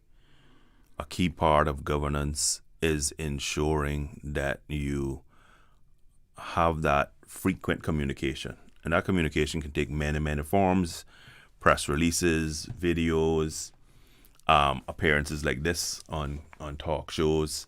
And I tell people all the time, I'm not going to shy away from any forum, because I think it's important to be accessible to all forums, irrespective of who the host may be or what the platform may be. My philosophy is to appear on all, because everyone has a different audience. Yes. So that's the thing, right? Is you don't magically capture everyone by being on, whether it's CMR, Compass Media, word of mouth, whatever it is. You're not going to capture everyone, because everyone has their own audience, as I said. So it's always good to be here. Certainly from the government standpoint, there's usually always something topical. There's always something going on. There's usually always something that the public may have as a question. And of course, appearing can then spark questions. One thing, OC, that I want to cover, because I haven't covered it in this forum. I covered it a few days ago in another forum, but I think it's important to say it here. There has been a lot of talk around, in particular, by certain members of the opposition around the state of public finances. Okay. Right? First, let me say, OC, that a budget, especially when you have a 2-year budget, and in particular when you can move expenditure around between the 2 years under the Public Management and Finance Act, can cause, one, some confusion, some complications. However, what cannot be confused is policy making and the knock-on impact of policy making. What do I mean by that? Irrespective of how popular a policy may be, once there is a cost implication on the Treasury and it was not included in an original forecast, you have to be very mindful of what those long-term implications are going to be. So let's start with something very, very basic. If you do a 5% cost of living adjustment, or COLA, as it's frequently called in the public service, and you don't recognize that if you already start with a base of, let's use a number that is accurate, somewhere around 500 million. 10% is 50 million. 5% is 25 million. That is a significant number to add on to public expenditure. That's for central government. There has been a new approach, because you'll remember way back when, certainly in the days when I first got elected, if central government did a COLA, that did not mean that all statutory authorities or SAGCs got it. These days, it's quite the opposite. So not only is a 5% increase in cost of living adjustment felt in the core government, you now have that impact at the Health Services Authority, at the Water Authority, Cayman Airways, the Turtle Farm, all of our statutory authorities, and I'm just naming some of the bigger ones, the Monetary Authority. So when you have that type of adjustment, and it then trickles down and ripples out to all of government, the entire public sector, you then see that that impact is quite significant for the year. And so whilst it may be good politics to do it, in particular when a general election is April the 30th, 2025, and it happens within 6 months of the election, then you will see that perhaps members of the opposition who don't necessarily have a good command of finances and things financial may get confused as to why all of a sudden the state of public finances is thrown off kilter. If you then couple that with the fact that you have things like long-term financial assistance, seamen's and veterans benefits, the minimum amount that any civil servant who has 10 plus years of service will get as a minimum pension. When you move those amounts from $1,250 to $1,500 per month, and you multiply that out by the thousands of people who get those benefits, you will then see that there's yet another significant expenditure that wasn't included in your original budget, because these are things that are happening after the budget has passed. If you don't have revenue increases that can more than offset them, then by default, it means that whatever your projections were are going to be different, and different materially. Under the Public Management and Finance Act, there is a section where before every general election, the financial secretary has to produce what is called a pre-election financial report. report. Preview. Preview is the acronym that we loosely use for it. And so when the financial secretary is producing that, he doesn't go into some small, dark, smoky room, magically whip up numbers and come out and say, voila.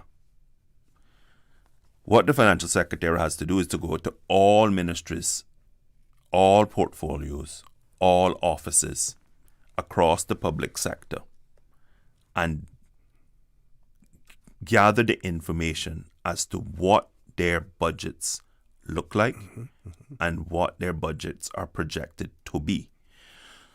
So people may say, well, if he's the financial secretary, why can't he just sit at the center of government and do all of that?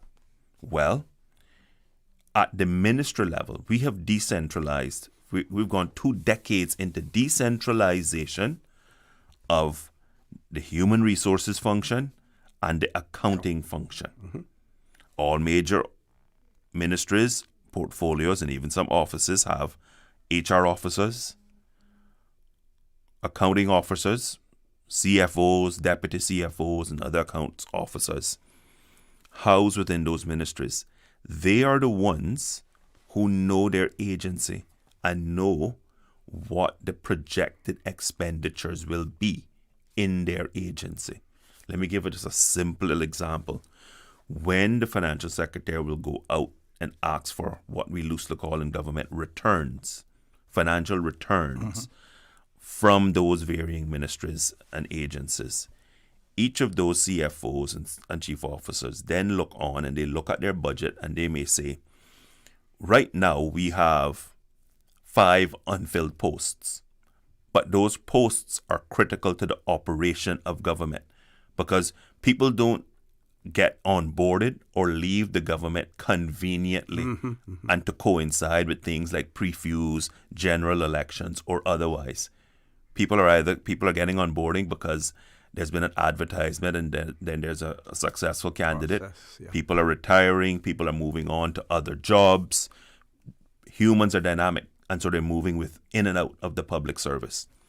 And so each of those portfolios have to come back based on all of their information and their knowledge and give what is the projected year-end result. Now, does the financial secretary just look at those and take those at face value? No, he will interrogate those numbers and go back and forth and ensure that the numbers are as accurate as possible based on his knowledge of A, what was your original budget, and B, where are we right now, and C, what other policy positions have already been taken that now impact the budget, things like COLA, etc. After he did all of that and gathered the data, the position of government that was projected was a deficit. That apparently caused a lot of alarm, notwithstanding the fact that a lot of significant additional expenditures had been incurred by policy positions that were taken. Now, when the elections were over and we got sworn in 1 week later,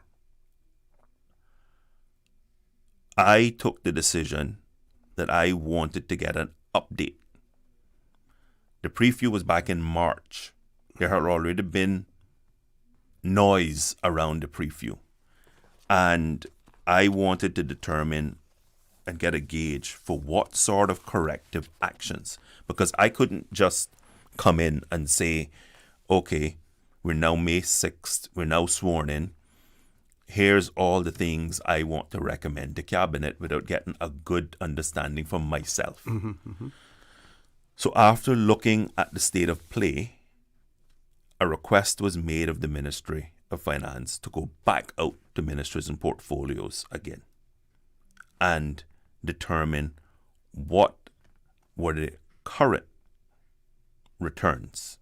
Because now we're looking at some 50-something days had now passed again. And I wanted to understand, had anything changed? Because things can change.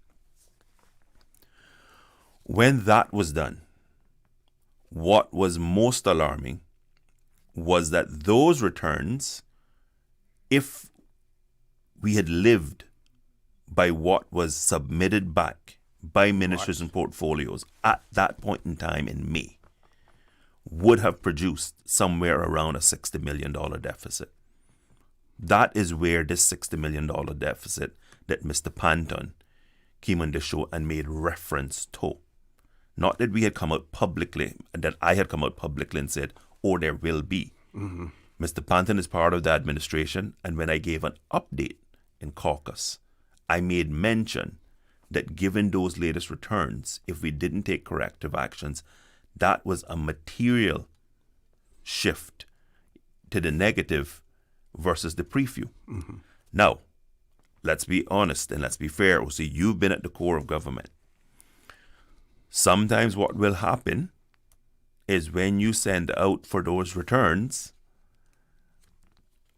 officers in those ministries may very well look on and say, well, the new administration is going to want to fulfill a full agenda, and let's say fill all posts immediately and go hard at ensuring that all vacancies are filled and we can do this and do that and do the other. Mm-hmm. Mm-hmm. When we saw that and the assumptions that were made, I immediately said in caucus, look, we need to ensure that the entire public sector understands that there is a real possibility based on the preview that we will have a deficit. We have to take immediate and strong corrective actions. One of the things that we did was we immediately worked with the Deputy Governor, who has charge for the portfolio of the civil service and therefore the civil service overall, along with Miss Gloria McField-Nixon, and the Cabinet approved that we would have what was called a soft freeze, i.e. we weren't going to onboard anyone else to fill posts, but certainly if you lost an officer, you could refill that post. Typical stuff, Osi, that you would have seen in your days when you was a HOD and the Cabinet Secretary. Exactly. I'm going to interrupt you there, Minister, so that we can go to a commercial break. Folks, please stay tuned. For the record, with Minister Honourable Rolston Anglin will continue shortly. It's a sizzling summer with JN Money. You can win a luxury weekend getaway for two when you send or receive money from now until September 30, 2025. That's right. We're turning up the heat this summer with JN Money. Visit www.jnmoneyonline.com to learn more about how to win. What are you waiting for? Send, win, relax this summer with JN Money. Accidents and illnesses can strike without warning. Ouch! When it comes to urgent care, every second counts. At Doctors Hospital, we have a dedicated team of experienced doctors and nursing staff available to you 24 hours a day, 7 days a week. Don't waste time in an overcrowded emergency room when you need urgent care. Whether it's a broken bone, a severe infection, or a sudden illness, trust in Doctors Hospital's unwavering dedication to providing the best immediate care. For complete urgent care when you need it the most, choose Doctors Hospital, located in Georgetown, 16 Middle Road.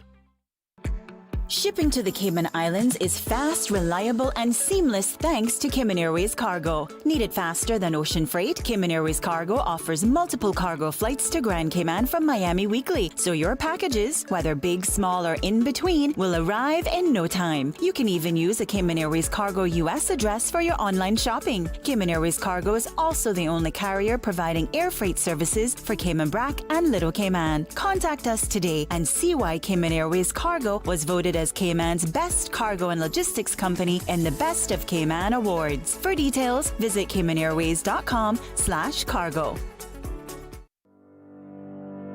As a parent, I know I would do anything to protect my child against cancer. As a Minister of Health, I know that the HPV vaccine is the best protection available against HPV-related cancers. The vaccine is safe and is being offered free of cost for 9 to 25-year-olds across all 3 of our islands. For more information, contact the Public Health Department on 244-2648 or 244-2889.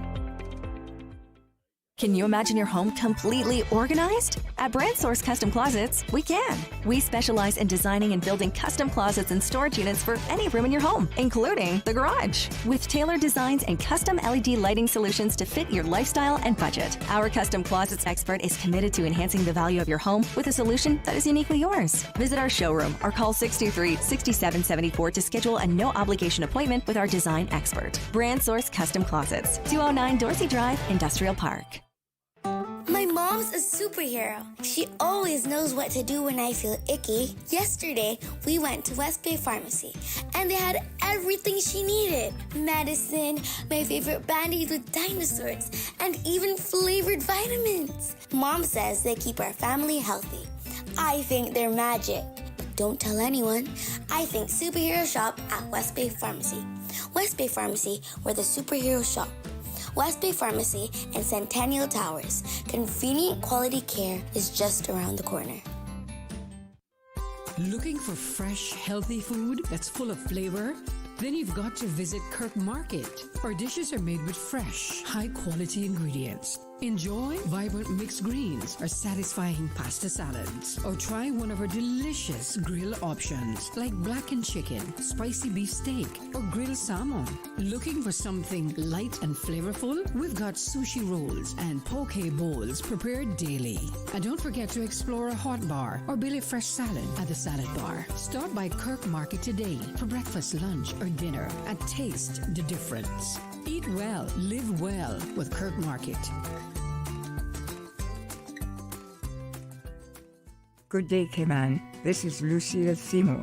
I warmly invite you to the annual Aging Forum, a free gathering to honor our older persons with joy and dignity. Join us on Saturday, September 20th from 1 to 7 p.m. at the Westin Governor's Ballroom. There'll be lunch, music, and meaningful conversation, a space to listen, share, and celebrate wisdom. All are welcome, families, caregivers, and friends. Let's come together in love and gratitude.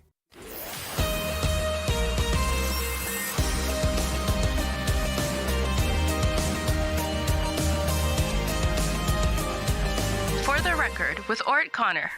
Good morning. Welcome back to For the Record. For those of you who are just joining us, it's my pleasure to have in the studio with me Honorable Rolston Anglin, Minister with responsibility for finance and economic development, as well as the minister responsible for education. I think more so this morning, it is the Ministry of Finance hat that he's wearing. We're talking about the state of public finances in the Cayman Islands. Minister, back over to you. Well, and thank you, OC. The other, picking up on where I was, so to frame this properly, during any budget session and the then ensuing 2 years, any net new expenses and expenditures that are incurred without either a new revenue measure or growth in the economy to have the current revenue streams produce more revenue means that we're going to have either a smaller surplus or you creep to zero, which is break even, and then you go to deficit. It's quite that simple. You mentioned a very good point on the break, which is that oftentimes when cost of living adjustments are done, because statutory authorities and government companies don't know and would not have budgeted for government implementing a COLA, they then struggle to find the monies. And they can't magically make that money up. So they either are told, find it within your existing budget, which means they have to cut somewhere else, or CIG then has to help them along by putting additional monies into those authorities or companies, and then they spend it, and then it has the knock-on effect of going into count against the entire public sector surplus or deficit. Now, two other points that have been topical recently. and I've gotten the question. So I think this is an appropriate time to address it. So I've gotten a very, very logical question from members of the public as I've moved around. They've said, well, if you're projecting a deficit, why have you gone into the space of acquiring certain public lands that have been in the media recently? Well, the answer to that is quite simple. If government has the opportunity to acquire a strategically important piece of land, and we have the cash on hand, because what you have on hand versus your surplus or deficit are two very different things. Okay. So if a family has saved up and in their bank account they have $100,000 and mom and dad are working, between them they're making $75,000 a year, their expenses are $60,000, that means they can save $15,000. If dad loses his job and let's say household salaries, income goes down, they now have to eat into their savings. Now for that particular year, the family is going to have a loss, but they didn't go bankrupt because they had savings to draw from. Now during that time, they may have to buy a computer for the child because the child's now in school and they need a better computer to work on, or some capital piece. That doesn't go into the family's surplus or deficit. That's now an asset that the family has bought, and they've bought it out of bank money they've had in the bank. And so what the government is doing is what we have had the good fortune of having a number of years where we've had significant surpluses. And so we've built up monies in the General Revenue Fund. Now, we also had approved in this budget a $150 million loan facility, which you would have seen in the media recently that I drew down. When we looked out at the capital program that needed to happen, needed to continue, and the cash position of government, we took the position to at least sign the document and do the initial mandatory draws. So we haven't drawn on $150 million. We've only drawn on what was required under the loan agreement. And so we have the funding, the cash funding in place to be able to acquire these lands. Let's use the one that I'm most familiar with, and it's simple and it's easy to explain, and the transaction has been completed. We had the opportunity. No, let me take a step back. The highest point in West Bay is the lighthouse. Lighthouse, yes, yeah. Ocean Bay. Ocean Bay. Just up on the lighthouse, a West Bay family, owned just over 2 acres of that property. And so for years there had been talk with the church next door and differing persons who had approached the family. As I know it, there was a number of years where the family wasn't particularly interested in selling the land and they were just holding on to it. Well, things changed and there were certain negotiations and a back and forth over the last few years around this land, but nothing happened with the Cayman Islands government. But at that point, the family decided, well, you know what, we've talked about selling this long enough, so they put it on the market. It was on the market and listed with one of the real estate agents. That happened just before the election, or before the election. To have made that piece of land escape and be into the hands of, and let's face it, it was going to go into the hands of a developer. Someone was going to buy that to develop townhomes or something else up on that beautiful location, the highest point yes. in West Bay. So we took a position that we needed to get involved. And so once the family knew government was serious about it and government was going to put in place the funding for it, we then were able to get to a position where we could purchase the land. I just happened to have in my ministry certain capital budgetary allocations that couldn't be spent this year. In other words, the project was at such a state that you couldn't actually spend the money while the money was voted by Parliament. And this happens all the time. Yep. And in fact, it's one of the frustrating areas for me that I am very focused on with the upcoming budget and telling chief officers and ministers, look, don't just stick capital numbers in the budget for sticking them in the budget's sake. Put in the budget what you realistically can spend. So I wound up fortunate that we had a couple of $1 million that in my particular Ministry of Education, the Ministry of Education, that we were able to transfer over to lands, which is perfectly allowable under the Public Management and Finance Act. And so we did that budgetary reallocation and were able to secure the land. Now, why is that land so important? Not only is it the highest point in West Bay, but our police station has been condemned to the point that we cannot have a holding cell there anymore. So, not long ago, if someone was arrested in the district of West Bay, you could actually hold them in that cell to process them without having to go to Georgetown.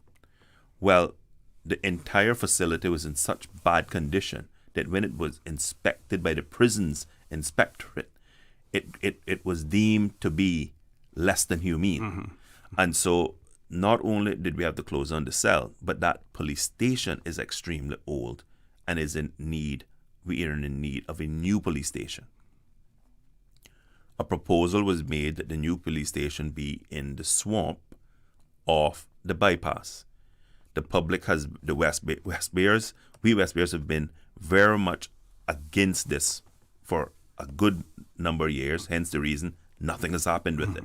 We've had a sign off Badabanu Road now, I think must be about 3 or 4 years at least, that sign has been up there erected that says future home. And you've seen it when you're out riding, right? Future home of the West Bay Police Station. Well, nobody wanted to go incur all the expenditure to go out and fill all that swamp and put the police station there. This piece of property now gives us the opportunity to build the future new West Bay Police Station at the highest point in the district. So now, one critical piece of emergency services is going to be at the highest point, which serves us well when it comes to inclement weather. We're in the Caribbean. We know the threat that hurricanes pose to us. Long term, what we would want to also do is put the new clinic up there, so that up on the lighthouse we would have the emergency services center for the district whenever. Well, first of all, just for day-to-day operations, that makes sense, but certainly it makes even more sense when inclement weather is coming. So that is why that land was so strategically important, but acquiring it doesn't impact your surplus or deficit because it's a capital, it's an equity acquisition. We're acquiring an asset, and so that doesn't go in your surplus or deficit, and so that doesn't compromise whether or not the surplus or deficit for this year. So we had the funds available to do it, and so we purchased it. And I hope that helps explain that to the public as to why some of the land acquisitions that they're seeing happening is going on. Because, like I said, someone asked me the question, and it's a logical question. If you hear government saying you're going to have a surplus or deficit, then you see spending on lands, you kind of say to yourself, why? Now, let me be clear. We are not going to just go on a splurge of capital expenditure. There's many important projects that we are going to have to look very carefully at in the next budget cycle to ensure that we can have the revenues in place to be able to address them. Things like the Lighthouse School, things like the East-West Arterial, things like the fact that we need a new building at the Sir John A. Campbell Primary School, the largest primary school in the public sector. Things like the hall at the Savannah Primary School, the Edna Moyle Primary School's building situation has reached a state where we have to address it. So we are going to have a significant capital program. So that is why we're looking at the entire budgetary position to ensure that we are coming up with whatever net new revenues may have to be raised so that the government can afford them and be compliant with the FFR. And that's the job of the Minister of Finance, is working closely with all of our ministries and portfolios, ensuring that we are being fiscally prudent, running as tight a ship we can, but we have to deliver critical services to the government, to the country. That's the role of government. Yep. We have to build the roads. We have to provide safe, good spaces for teaching and learning. We have to provide things like a new police station for the district. And last point on that police station, the other reason that has to move in the district of West Bay, that police station is right at the junction of Reverend Blackman Road and Church Street. And so because of its location, that is actually one of the places that's designated to have a major road go through, which will actually open up West Bay and make moving around West Bay a lot easier. So that's right in the middle of it. So there's lots and lots of reasons why we have to move the police station. And I want to thank the public, though, on this point, because shortly after taking office, the West Bay MPs, and I think it was copied to the entire caucus, but certainly it was sent to the West Bay MPs. A group of West Bayers sent in a petition to acquire this particular piece of land, right? I think the petition was signed by, if I'm remembering correctly, about 20, 25 people who were concerned citizens who saw the fact that it was listed up for sale and knew how important it was for government to secure it. So this one was one that was an easy to tick all the boxes, Mr. Connor. So we got it done, and that's the most important thing. And I must say that, you know, the some of the conversations that I've had with, you know, people in various groups, that it is a move in terms of land acquisition that people welcome. Because while many Caymanians find that they're unable to acquire property, they're happy with the fact that the government is acquiring these properties so that they're for the people, you know, of the Cayman Islands as well. Now, as Minister of Finance, my question to you is, will we reach a stage where the people of the Cayman Islands will be able to participate in some form of financing of government when it comes to government seeking financing and going out to a consortium of banks or whatever, where we may be able to purchase government bonds and things of that nature? Because there are persons now who realize that I'm not getting any interest from my commercial bank. The amount of money that I have, they don't want it anyway, and it is likely to be drained by fees and everything else. Will we ever reach that stage where some people call him the little man or John Q. Public will be able to invest in government, assisting government with the monies that they have, and at the same time getting some return from it rather than the rich bankers out there? So see, that's an excellent question, and you quite know from your days in government, this has been an issue that has been discussed for decades in Cayman. Let's start at one of the easiest ways for Caymanians to participate in the Cayman story as it relates to the Cayman Islands government going to the public, and procuring financing. As I just said, we drew down a $150 million loan. Your question is, how could that facility have been one that Caymanians could have participated in? The first and most logical way would be through our pension funds, right? We've talked about this for decades, about amending legislation to allow pension funds to be more able, and in some instances able, to actually participate in Cayman Islands government debt. Now let me paint the picture as to why, because some people may be scratching their heads out there and saying, well, why is it not allowed in the first instance? when it comes to pensions and the risks around pensions, the diversification, the geographic diversification of your assets and your asset deployment is one that a lot of pension administrators and trustees and investment advisors will say to you. You don't want to concentrate your asset, your portfolio in any single country or too much in any single country. And they will have rules around you can only have stocks, bonds, or what have you, a certain percentage allocate or a max percentage allocated to each country. There has been this feeling when we first developed our pensions legislation to not have a situation where if things were not going well in Cayman, people would get a double wham. So their pensions would go down in value, and at the same time things are struggling at home. Keep those monies more diversified in global investments, right? I think we've had this conversation for too long.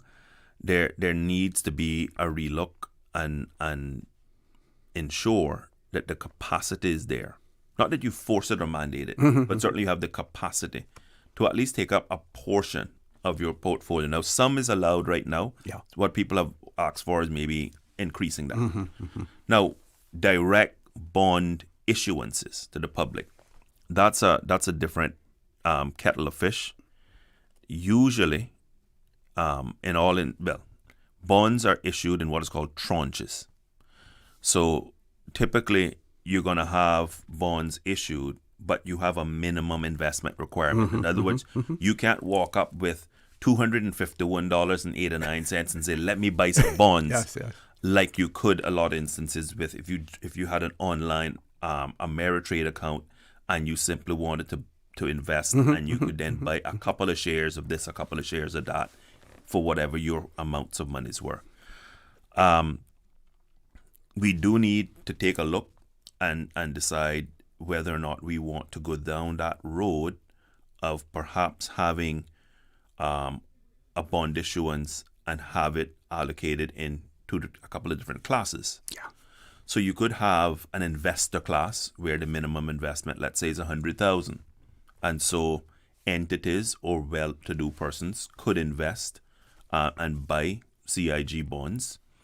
You could then create a pool that would be for what is called less sophisticated investors, and typically those tranches are a lower amount, but you usually then also have a smaller portion of your issuance allocated to that particular class of bonds. So let's use an example. On this 150, you might have said 125 million would have been for your institutional sophisticated investment class, the 25 million, and for one you would have a minimum investment of a much higher amount, and on the other you could do it say for $1,000, and then anybody that had $1,000 that they could do and then actually buy a bond in that for that particular reason. There's a number of things that's coming up that we do need to rethink how we're going to finance them. We know we're going to need some more development at the airport. Is that an opportunity for a bond issuance? We have the East-West Arterial. Is that an opportunity for a bond issuance? We know built out that road that is critically important to the future of our country. Could be another one that is ripe for that. Let me say, OC, that, and this is not an excuse, that is paint the entire picture. Yeah. Just remember, when you go down this road, though, you do have to employ a very different level of skill set to execute this. A bond, going to just putting an RFP out and raising monies from a loan is very, very simple. It's clean. CI government doesn't have a lot of transactional cost, and you don't have a lot of transactional costs is the best way to put it, because each bank just puts in a bid.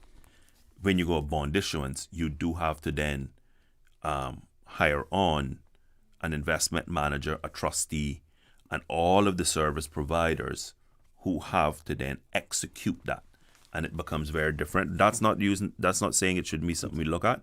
It's certainly something we're going to take back to caucus for us to discuss. Okay, we're going to take our last commercial break with Minister Rolston Anglin. Please stay tuned. For the record, we'll be back shortly. Your dream home starts with a vision, and often inspiration is at the heart of that vision.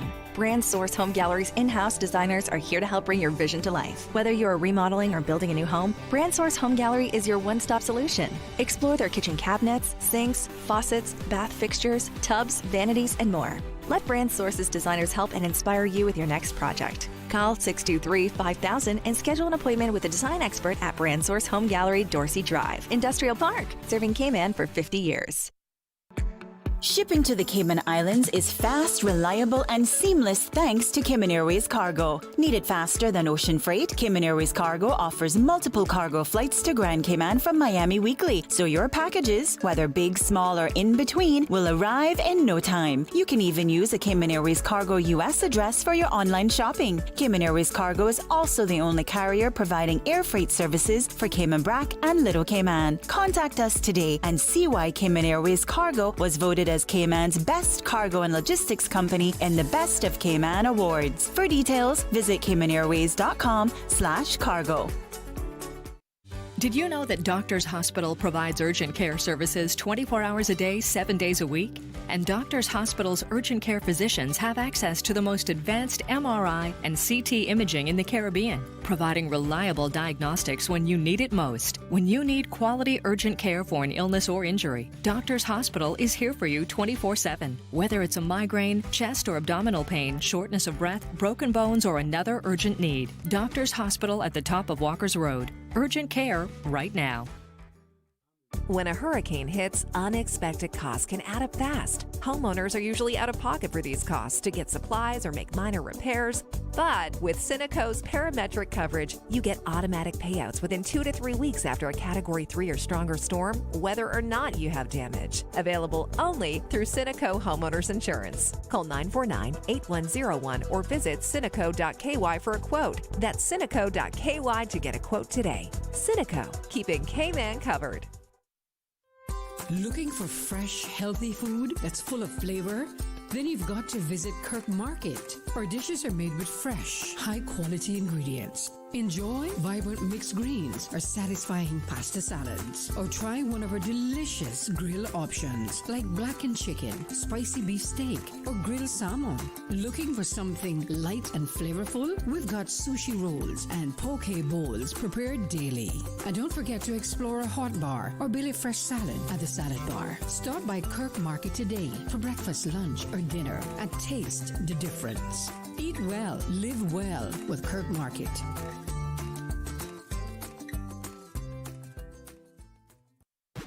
Hey man, it's time to move. Lace up those sneakers and join the Alzheimer's and Dementia Association of the Cayman Islands on Sunday, September 7th at Kamana Bay for the World Walks Against Dementia 2025 5K Run Walk. Be part of something big, a global movement spanning 61 countries, and the walk and run together to raise awareness and support for people living with dementia, their families, and caregivers. One day, one cause, one powerful step at a time. Register now at Race Caribbean or download the form at adacayman.ky.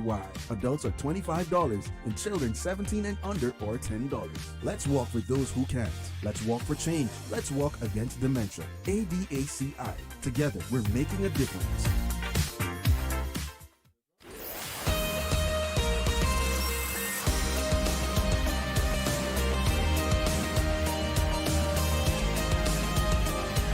For the Record with ORRETT Connor. Good morning and welcome back to For the Record. My pleasure to have in the studio with me the Honorable Rolston Anglin. We're talking about the state of public finances in the Cayman Islands. We only have about 7 minutes left to go in the show this morning. Extremely revealing, and it is unfortunate that we don't have any more time than that. Minister, one observation that was made in relation to some of the topics that you were talking about as well. And I think I have shared the contents of each with you, so I don't necessarily have to repeat them on air. No, OC, thank you very much for sharing those. Mhm. The first is, let me be very, very clear. When it comes to the financial outturn for a year, very rarely is one single item going to be, quote unquote, the culprit for causing a potential deficit, right? And so I'm not sitting here saying, I use the cola as one example because it was such a large item. Am I going to sit here and say, oh, it was just the cola that contributed to the projected deficit? No. It was a series of policy positions that were taken. And when you accumulate all of those policy positions, you stack up all that expenditure, that is when you then get a projected deficit. Now, we're working very, very hard to try to ensure that we avert any potential deficit. And so, as the months go on and government certainly releases financial statements, we did our mid-year financial report that was gazetted just a few weeks ago. We're going to continue to obviously abide by the public management and finance law and ensure that there's that level of transparency. I think the thing that the public, and I've repeated this before, but I know you have to repeat these things over and over and over. The Cayman Islands government makes the vast majority of its money in 1st of January through the 31st of March. That has been a historic fact. Why is that the case? Firstly, the vast majority of government fees as it relates to financial services are due by the 31st of March. And so people go in and pay those fees to avert having any penalties. The second thing is, it's our tourism high season. And so the vast majority of our tourism monies inflows happen 1st of January to the 31st of March, because that's when most people are on island spending, hotel room taxes are being earned, etc. So it's unfortunate that government doesn't earn its money nice and smoothly, right? So a household, the average Caymanian household, you make X amount per month in salary. So your income is very, very smooth. Just picture yourself being in a position where you're working on an incentive or a bonus system, and this happens in tourism.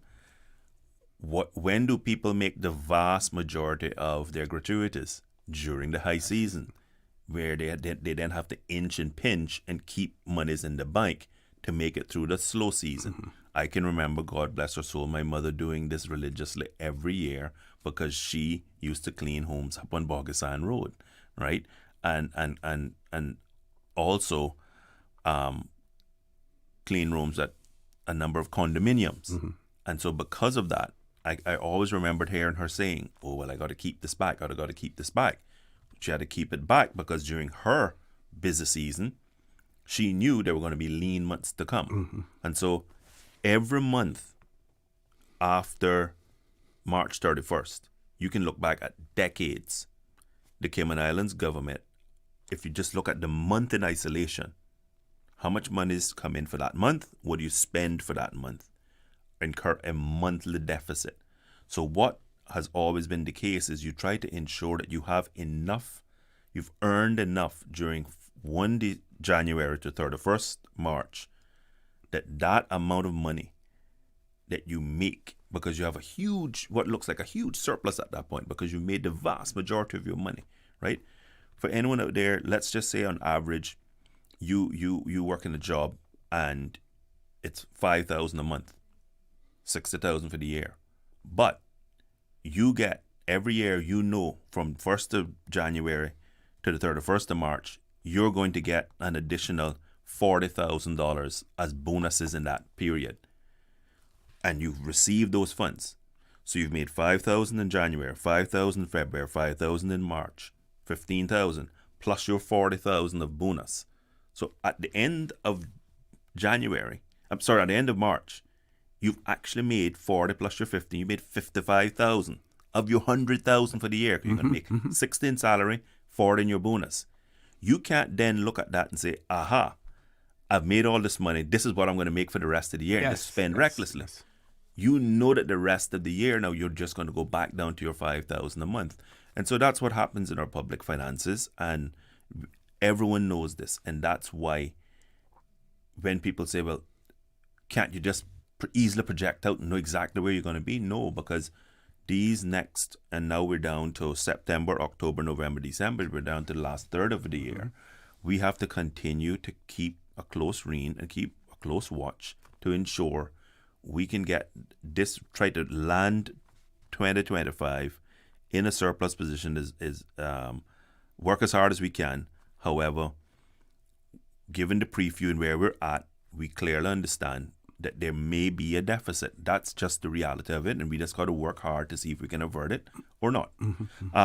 As it relates to, there's some questions, OC, sometimes that, you say to yourself, do you even bother to answer it? But I'm a public figure. I've been elected by the people of West Bay, and therefore you put on your big boy pants and you put on your thick skin and you go and you answer questions that are, in my opinion, clearly just being very personal. Let me make it very, very clear. The family, this is all, we have a public register in this country. The beauty of our land system is a public registry. Anyone that wants to go and find out anything about a parcel of land, go to Lands and Survey. It's a very nominal fee, and you can see all the transactions on any piece of property. The property that was acquired... For the record, proudly brought to you by... Brad? Well, that was interesting. Let me be very clear. The family that we purchased this land from is no family of Rolston, Malachi, Anglins. This is the estate of Mr. Reynold Hides, and his family has owned this property for generations. In fact, he used to own massive other pieces of property in that area. Okay. And they've sold it over the years. This was, as far as I'm aware, this is, I think, their last piece. It was in Bosun Bay, and that's who it was bought from. It was born on a pure arm's length basis. It was registered with Century 21. They had an offer in. The Lands and Survey Department, the Lands Department, is who is in charge of going out, doing their due diligence, and executing the transaction. This has nothing to do with the minister or any minister, the Minister of Lands, myself, or any other minister. It's a normal transaction that always happens in the country. But, OC, we have a massive job in front of us when it comes to additional strategic land acquisitions, I can tell you. We still have a lot of land in the central mangrove wetlands that we want to protect. Are we going to be able to acquire all the land that we have in sight? Maybe not, and certainly maybe not in this first 2 years, but we have to come up with a plan as to how to strategically continue to acquire lands. I don't think I need to say publicly why that's so important, given the other entities that operate in Cayman and the number of lands and thousands of acres that they have acquired. There's also lands in Barkers that we're looking at that we want to strategically acquire, in addition to the 100+ acres that we acquired. And we have some other pieces up there, and really finally develop then the national parks legislation for Barkers, because we've loosely called it the national park, but we've never enacted national parks legislation to put a framework. And I think the public is quite right, because I've gotten that as feedback as well, where people have said, when are you all going to put some national parks type legislation in place? When you get that type of land, you place it in there, because people will feel a lot more comfortable with it being placed in a national park as or designated a national park versus just sitting as crown property, right? And because people feel that there's an added layer of protection for it. Because, and let me explain that, once you were to enact that type of legislation, once you put it and designate it in a park, government can't go and develop it. Even government can't just go and develop it. You would then have to go back to Parliament to get permission. Whereas right now, any piece of crown property, government can do whatever it feels it needs to do in the public good with that piece of property. But OC, I know the time always flies. Yes. I know. Very good conversation this morning, though, sir. Good conversation. We do have, we're in the throes of budget returns right now. And so we are going to be going to Parliament in October with the new 2-year budget. So there's going to be a lot of time to debate the budget and budgetary items. Yes. Finance Committee is going to have to be called in the month of September. So that's going to give even more opportunity to talk things finance.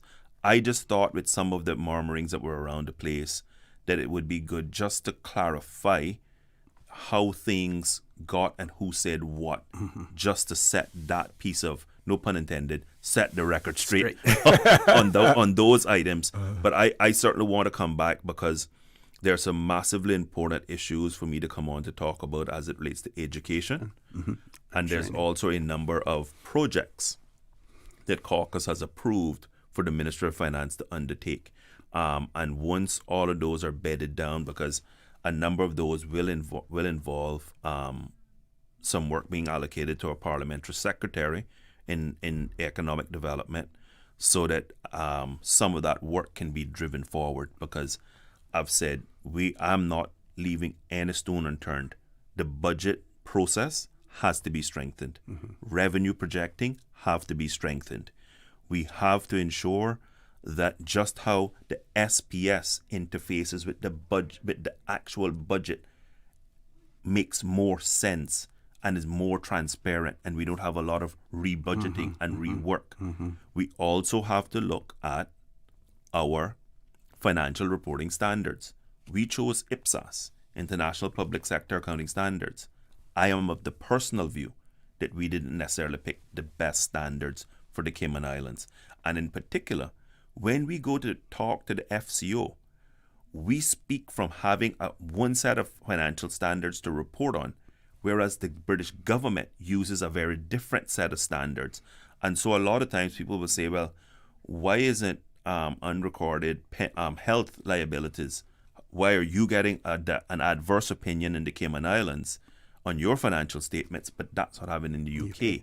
And so the comparatives are not easily conducted. And so we are looking at a number of things in the ministry to ensure that we strengthen the budget process, we strengthen the accounting process, we get more technology and make the budget process less manual, and then also just look overall at our financial reporting framework. Okay, well, looking forward to having you here, as well, and we will ensure that we are able to dedicate the entire 2.5 hours, for you when you come on as well. Thank you very much, Minister. I want to thank all of those who are listening as well. We've gone beyond the time. I just want to extend a welcome for you to join me at 12:15 for Talk Today. And as usual, we ask the good Lord to continue to bless these 3 beautiful, wonderful Cayman Islands. For the Record, proudly brought to you by Brand Source Home Gallery, inspiring luxury. Doctors Hospital, peace of mind is important when life happens. Doctors Hospital, always there for you. Call 949-6066. And Cayman Airways, call them on 949-2311 to book your nonstop flights to Los Angeles and Panama. Kirk Market, experience a world of choice. JN Money, from abroad to Yad. And Cineco.